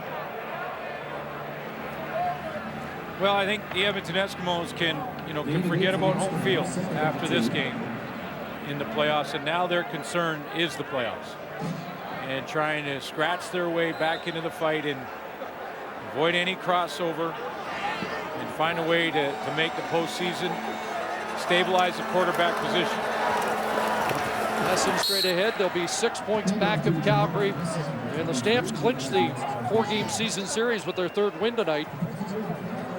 So 2nd out of reach, and somehow Kivas Reed has to have this team regroup for the biggest game of the year now is next week against Hamilton, because they have to finish ahead of the Ticats or the Rough Riders. Yep. I mean, 3rd place is still very much in the mix. Yep. But I think a couple of weeks ago, a lot of people assumed the crossover would take place. It's a big win by the Hamilton Ticats tonight. Messing the catch, a flag down in the Eskimo backfield. And here's just one more for Kivas Reed, and one more question that I know he'll be asked, and he's probably contemplating right now. I mean, who does he start at quarterback if both Stephen Giles and Kerry Joseph are healthy again? Now, Giles is the starter. Did Matt Nichols show enough tonight to get another shot? Holding. Edmonton number 66. 10-yard penalty. Repeat, 1st down. Greg White. The right guard. Well, there's 3 options. Yeah, and none of them may be clear-cut at this point. Well, that's what I'm wondering. I think Matt Nichols did some good things tonight, but was it enough?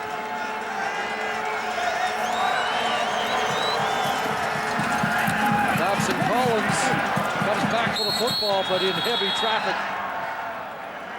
You know, my guess would be he probably goes back to Stephen Giles because he does have a winning record this year. His overall record and winning percentage not there, and I think that's been the concern for Edmonton Eskimos and their fans, is that, you know, Kerry Joseph was brought in to help the young guys and stabilize it a little bit, and he did that. I mean, you know, in fairness to him, he put some numbers on the board when he played and didn't get the W's. He was 0-3 as a starter. Pressure on Nichols, stands up, looks deep, and Stamp was behind, but the pass is short, and Keon Raymond has the interception. And with flags down, Raymond will step out at the 16-yard line. Third interception of the year for Keon Raymond. Now the throw way late, and Matt Nichols just trying to make something happen.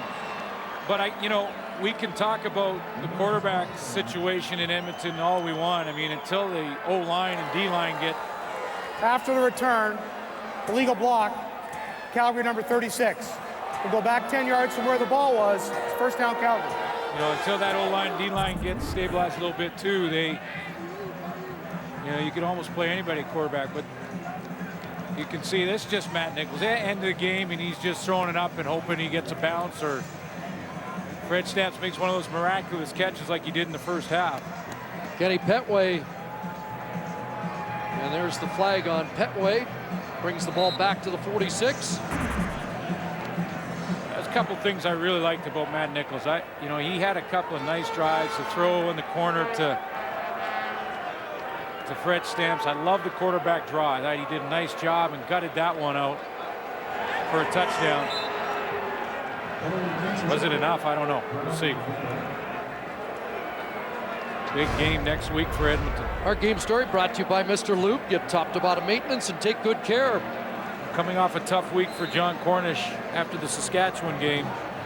He has his biggest week of the 2012 season and hits the 1,000-yard mark. One last thought on Cornish. Fourth game of 150 or more on the year. The CFL record, John Avery in 2002 with Edmonton had 5 games of 150 or more. And a decision to make. I mean, let's just say, create a hypothetical for Drew Tate. Congratulations to Cornish. Let's say Drew Tate, who Cornish is talking to about his numbers, say he's ready in 2 weeks, 3 weeks.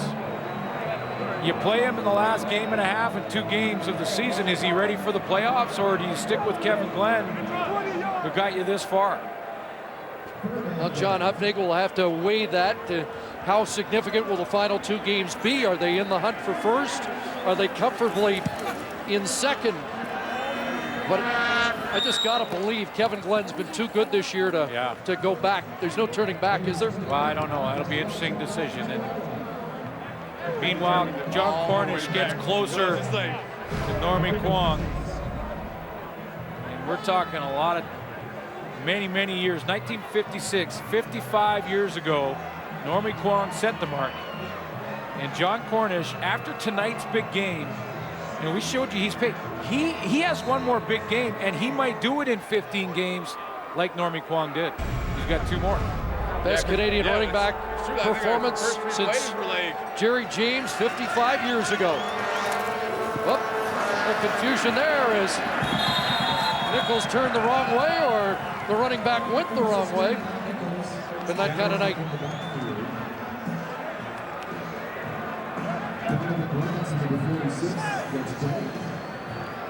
So both franchises get set for huge games next week.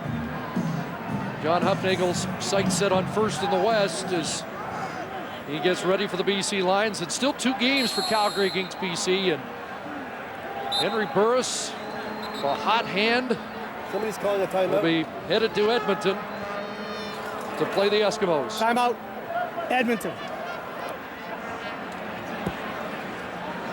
Well, let's take a look at the standings. The decision desk has deemed this one a final.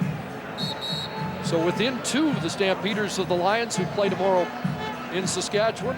Rough Riders stay 2 up on Edmonton.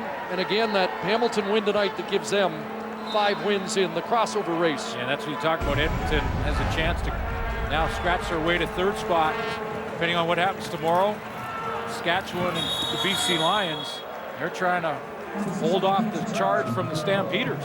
A couple interesting games tomorrow. Yeah, absolutely. Well, John Hufnagel's crew has won 5 of 6. And now 10 of the last 12 against the Eskimos. A 5-game winning streak for Hufnagel's crew. Excuse me, they won the last 4 in Edmonton. You know, it's funny how one play, 2 plays can change the outcome. 2 field goals in Labor Day and Labor Day rematch. A different story. Well, it's a 3rd consecutive win for the Stampeders against the Eskimos. The first 2 came down to the final play, but not tonight. Big night for Kevin Glenn, John Cornish, Nick Lewis a touchdown, and the final score 39-15 Stampeders. That's the story from McMahon. SportsCenter is now